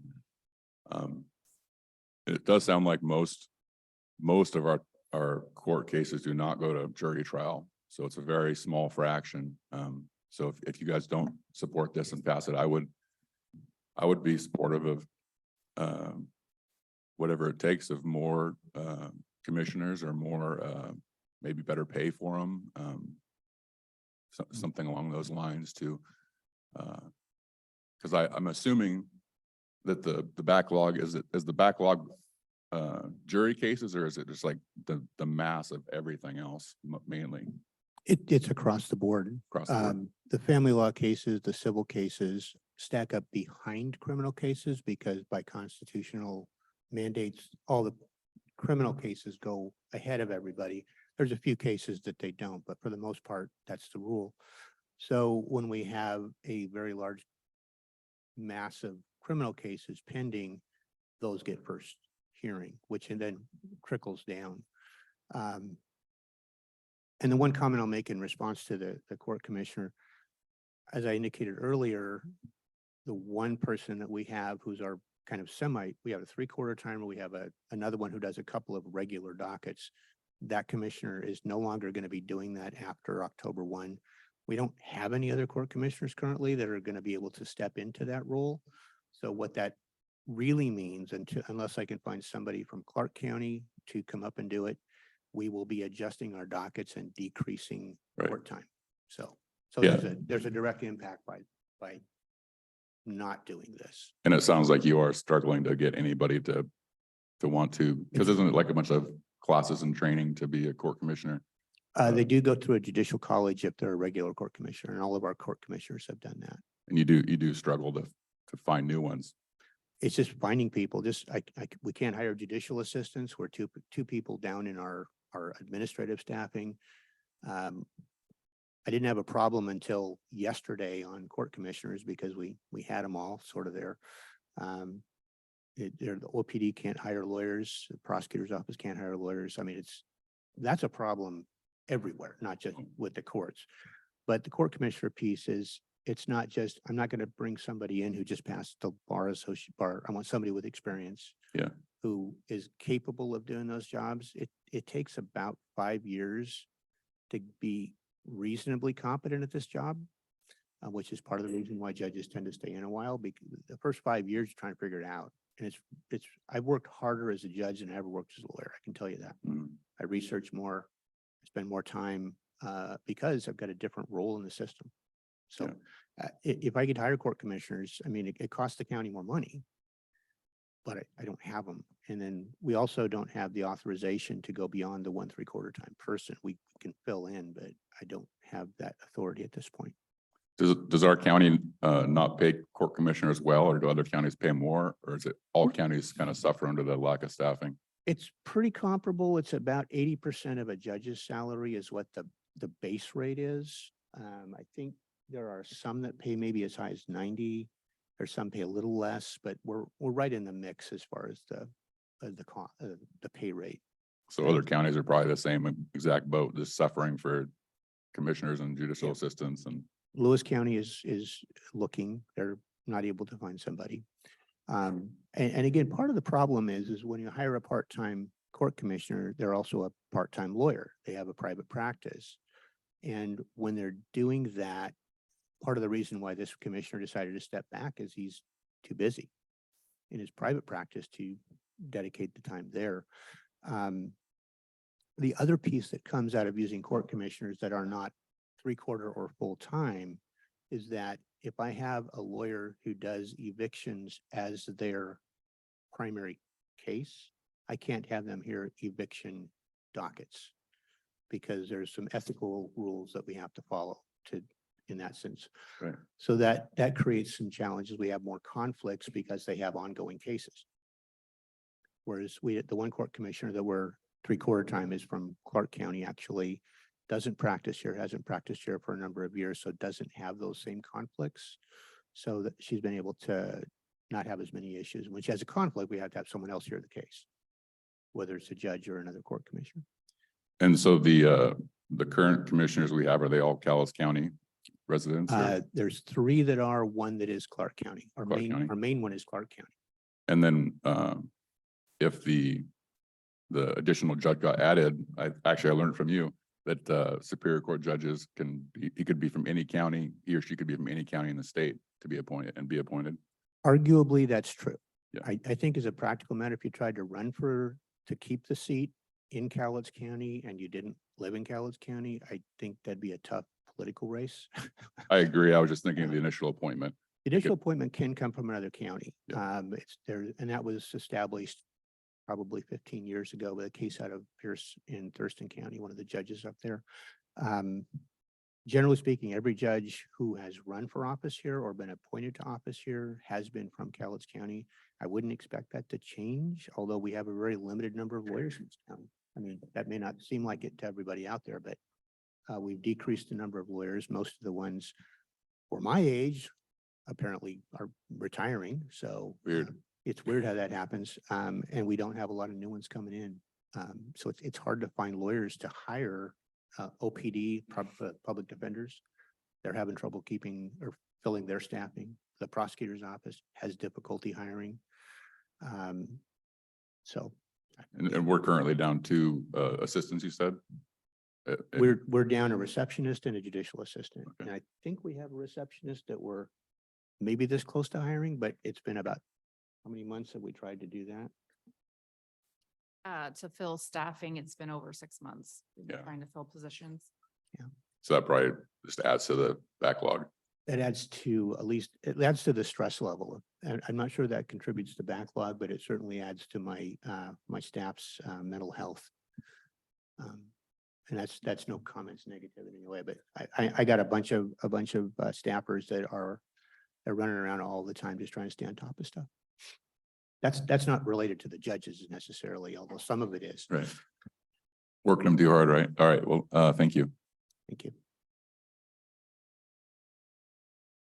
The other comment I would make, Commissioner, is that if feeling right now is that this commission needs more information. I would ask for you to defer any kind of a vote. If you think you've got everything you need to know, then I'm fine. But if you need more information, we're happy to provide that.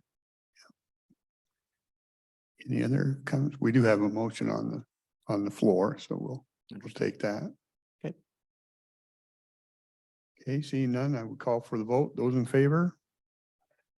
Opposed? Opposed? Opposed. Right. Thank you Thank for the time today. All right. Thank you. It's a great conversation. Appreciate it. We don't have any, well, before I open it up to public comment, I'll just update you on a couple of things. There's no 1:30 meeting today. And tomorrow, there's no, well, tomorrow would have been a 5:30 PM meeting. There's no meeting tomorrow. Upcoming meetings on the 20th, we have affordable housing presentation. That basically that's going to be Habitat for Humanity is going to come in and we're going to chat with them. And Community House on Broadway is going to be in and kind of give us an update on their shelter, youth shelter. Then on the 27th, the next couple of weeks, we're going through a lot of budget stuff with departments. And then on the 27th, there'll be a budget workshop. So any of you numbers folks that like to see all that, that's coming up on the 27th. Anything else anybody want to add before I open this up? Okay. It's all yours.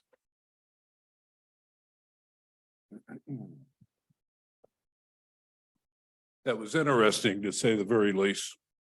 Good morning. My name is Jim Hill, 1100 North 22nd Avenue, Kelso, Washington. Also a resident, obviously, of Cowlitz County. I'm going to actually continue the discussion that we just had. And that's not the reason I'm here, but I just came off serving 2 years on the Western District Federal Grand Jury in Seattle, 2 years. When I was drafted to serve in the Army, I served 2 years. I'm not sure which experience has been the worst, quite frankly. But sitting on a jury, a federal grand jury, a lot of the cases that we heard had to do with drugs. Preponderance, both international cases were brought before us, as well as issues in terms of distribution interstate, et cetera, et cetera. And we heard from a lot of experts about the drug problems in this, in the United States. We heard from DOH, HSI, FBI. We heard from interstate commerce people, CDC. Anybody that has any expertise or is responsible for enforcing drug laws or protecting the country against importation and distribution of drugs within the United States, we heard from. For 2 years service, this is what they give you. Not even a lousy t-shirt or baseball cap. The frustration on hearing everything that we heard about drugs as it pertains to this county, my community, is this. The problem's not going to go away. It's growing. And I don't think that there is sufficient collection of data about what really is occurring in a centralized way. And that's why I'm before a commission today. I would like to get data from all of our agencies, law enforcement, first responders, the jail especially, on what we're seeing in terms of the growth of the drug industry within our county. And I specifically want to concentrate on things involving youth and what is happening within folks 18 and under. Frankly, believe it or not, I've heard stories of how sophisticated the marketing effort is. Totally directed to creating another generation of drug addicted folks in our country. It's incredible. The level of sophistication of these folks that are importing products here, it's remarkable. where the precursor chemicals come from, or it's a worldwide industry. It's well organized, it's financed. There's a lot of science involved in the creation of these drugs in terms of the mechanization of the processing of these drugs. Incredible sourcing of equipment that's as sophisticated as anything you'll find in any worldwide known pharmaceutical company. The methods of importation, like I don't want to beat this drum too hard. I don't know if you saw in today's daily news or not, and this was just coincidental because of my concerns over how drugs are being so effectively marketed to our young people. The Chehalis Juvenile Detention Center has been under investigation. Those are 18 and under kids up there for some time, and charges are being levied distribution of fentanyl within that institution to minors. To minors. That's an institution. They have walls, guards, you name it, to prevent that sort of thing happening. Our schools and our streets do not have the same barriers, gentlemen. The kids are at risk. One of the things that I took away from all the service that I did on that federal grand jury was this. The drug problem is here, it's growing, it's highly sophisticated, and there's lots of organizations that are trying to address the problem. But I want to narrow the discussion down to just one simple thing that this commission can do in addition to collecting the data so that we can really draw all of the experiences our departments have and our law enforcement, all those people, determine some numbers in terms of how many youth those folks encounter and enter into the legal system or some sort of treatment system. And I know therapeutic courts is a touchy subject, so I won't approach that.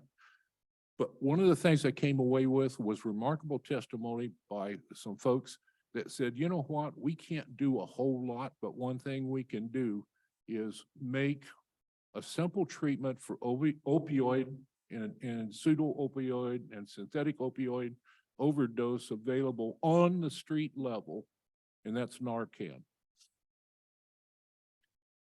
I'm not trying to solve the world's problems by saying that we need to make to all the agencies and the folks that deal with opioid users on the street level, but Narcan can save lives. It's a little expensive, as I found out recently. But the fact of the matter is there's two sources of Narcan in this county. One is a visible source and one is an invisible source. Kids aren't going to go to visible sources if they're addicted. Friends tell them, you know what, if you're going to use that stuff, you better have Narcan available because you can't trust the quality of the product that you think you're buying, and it'll kill you. And it'll kill you fast. So kids are becoming aware of the value of having accessible Narcan. A couple of $1,000s from this county distributed through the health department to all these visible and invisible folks to have that Narcan available is going to save lives. 45 and 50-year-olds, you know, they know what they're doing. I'm worried about the kids. Please consider it. We're talking a couple of $1,000 here. Nobody wants to spend money. Ask the cops, ask your sheriff, ask Gina, go to the jail and ask them what the percentage of people coming in, why they're coming in, being drug related. And guess what? I looked at the state of Washington. State of Washington's own website about the numbers of opioid deaths. And the graph goes this way. I tried to pull up Cowlitz County's records when it pertains to opioid overdose, other Medicaid, you know, taking drugs. I couldn't find it. The last data I could find was 215, gentlemen. That's why I say I would like to see you folks pull that information together, make it public. Consider what Narcan can do. I appreciate your time. Any questions? Jim, thanks for the information. However, does KPD have Narcan? Yes, sir. Every one of our vehicles I- has it. My understanding is all of our law enforcement has Narcan. Every one. So the only other area with a large concentration of kids would be the public schools. Are you suggesting Narcan in the schools? I have not talked to Mrs. Tack about that, but what I want to express is that it's not those entities that I'm concerned about. It's the different volunteer organizations and NGOs out there that work on the street level that aren't supported. They're mostly volunteers that make, let's face it, we know they make clean needles available and those sorts of things. Kids won't go through traditional institutions, folks. It's that simple. But there are invisible sources out there working the street every single day that don't have the Narcan available to distribute to those kids. And those kids are going to use these drugs because they're being marketed to in an incredible way. And it's happening. We see it now. The thing that we don't have is the data to back up the supposition that the problem is increasing within our youth. That's what I'm asking you to collect. And then I'm asking you, based on that data and conversations with the health department and other folks, whether it makes sense to have that Narcan available through other outlets, perhaps let's call them non-traditional outlets, so that our youth can access that and be willing to access that rather than to spend their life. So in terms of statistics, one source that could be helpful in looking at trend lines is certainly the county coroner. And she's reported to us, there's been an uptick in fentanyl related deaths. Just within a couple of months ago. So, I mean, it's those who passed away, of course, but that should be a reflection of the. Well, the Narcan trends. program would be one to try to reduce those numbers, but it's not just the contact in the coroner's office once these folks have died. It's how many people are officers coming in contact with 18 and younger. I'd like to see the information on that. Because, you know, anybody over 20 years of age that are on fentanyl or some of these other opioids, I'm not sure we can ever bring them back. But we got to try to stop a new generation from becoming addicted, and we got to stop these kids from getting killed. By the way, I found the report interesting and yeah, I think we're largely on the same page. I've got lots of other questions in my mind about there are always unintended consequences.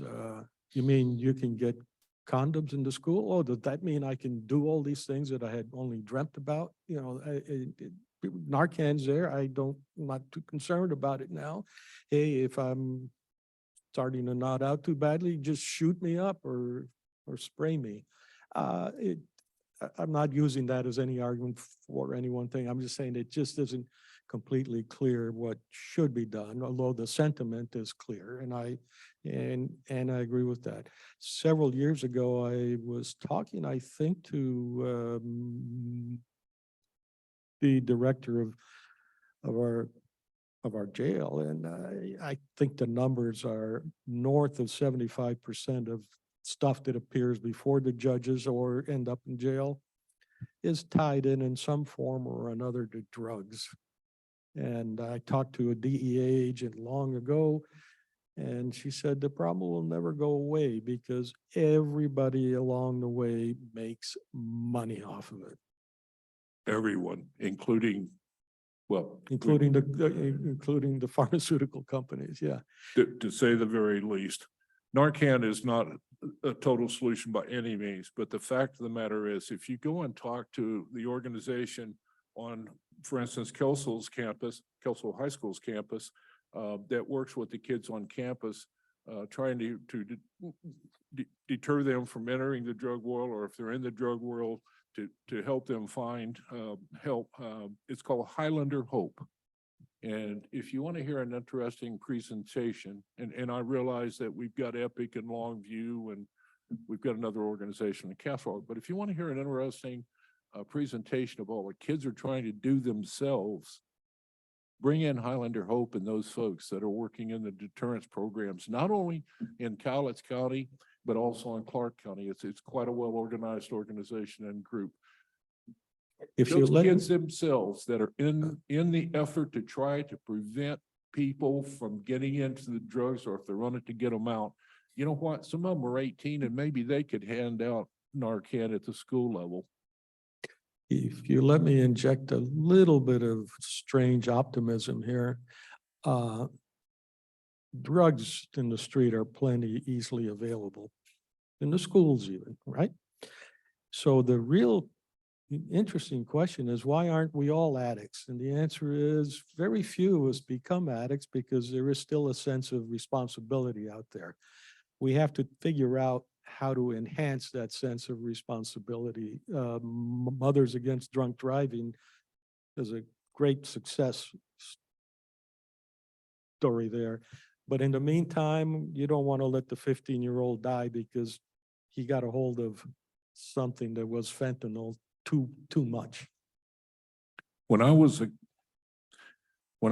working with CASA, I worked with kids that were third generation in a household of drug users. In other words, father and grandfather. The lady that founded Mothers Against Drunk Driving was arrested later on for, guess what?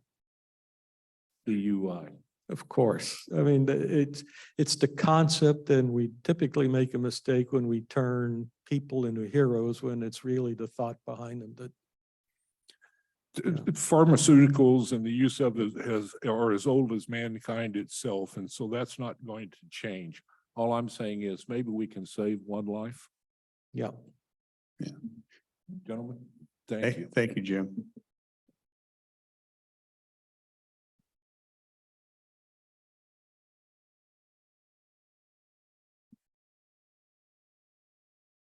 A quick note of appreciation going back to, as an example, item number 1 on the agenda today of accountability, responsibility, and professionalism in tracking costs, tracking business, tracking programs.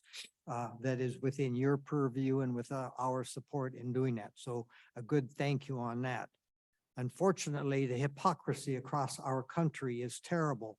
We can talk about $50,000 here, and yet our government can send $1 billion to Ukraine, not caring about not war, but they don't even know where in the heck it goes of the 100 billion that we've sent. So some way or another, we got to continue to send the message that we have expectations that that billion is 1,000 millions that we need people that are willing to track and be responsible for and accountable for.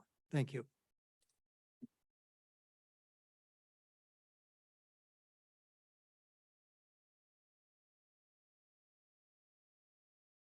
Well, I figured I'd come up here. I'm in here in behalf of when I was here a couple months ago in regards to Paradise Cove RV Park and the closeness of these units together, creating a fire hazard.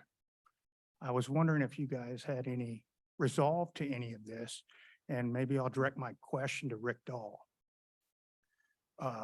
Has anybody been out there, looked at these units that are close? And I know I provided all you folks an email with pictures. And you, Mr. Dahl, said that you were out there and didn't see any of this closeness, but since I sent you those pictures, has anything changed? I don't know if the fire marshal's been out there or not. You'd have to check with building and planning. We referred it to them. Did you all get the pictures that I sent? I got your pictures, but those, you put in there awnings and tip outs and stuff. I said units. It wasn't apples to apples, but anyway, I get you, we get your point, and yeah, we referred it to building and planning and they're handling it. So they are handling it. Okay, that's all I need to know.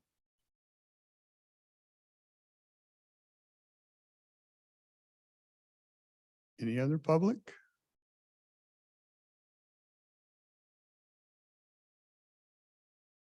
Thank you. Oh, Oh. you've got a hand up. Tracy. Okay, Tracy, go ahead.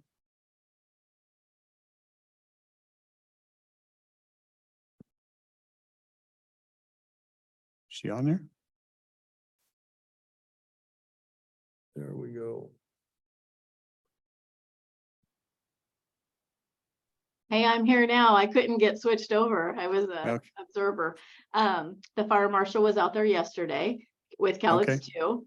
And we asked them to clear some higher brush around a couple of the trailers. One of the trailers, excuse me, needed moved. And all of that has been done. The park has been more than willing to do anything we've asked. And we have an email from the fire marshal that says they have fulfilled all the requirements set forth in the letter, the previous letter, and as far as we know, the case is closed. A quick question, Tracy, how long ago was that action taken? Dustin from Cowlitz 2 was out there yesterday, and we gave them 90 days to comply, and they did it within about 35. Within about what? 35 days. Okay, so this is it a month that this has been fixed? Yes. Within this last month, yes. Okay, so the gentleman who just spoke should have known that, right? And Since he should lives have there? seen, if he was there yesterday, he should have seen Cowlitz 2 out there Okay. doing their inspections. Yes. All right, thank you. You're welcome. Thanks, Tracy. Any other questions from the public? I want to thank you for attending today. I think it was good conversation. We, we're going to have differences of opinion at times, and I think that's healthy. That's fine. So just thank you for your participation. It's important that you participate. With that, we will adjourn. Thank you.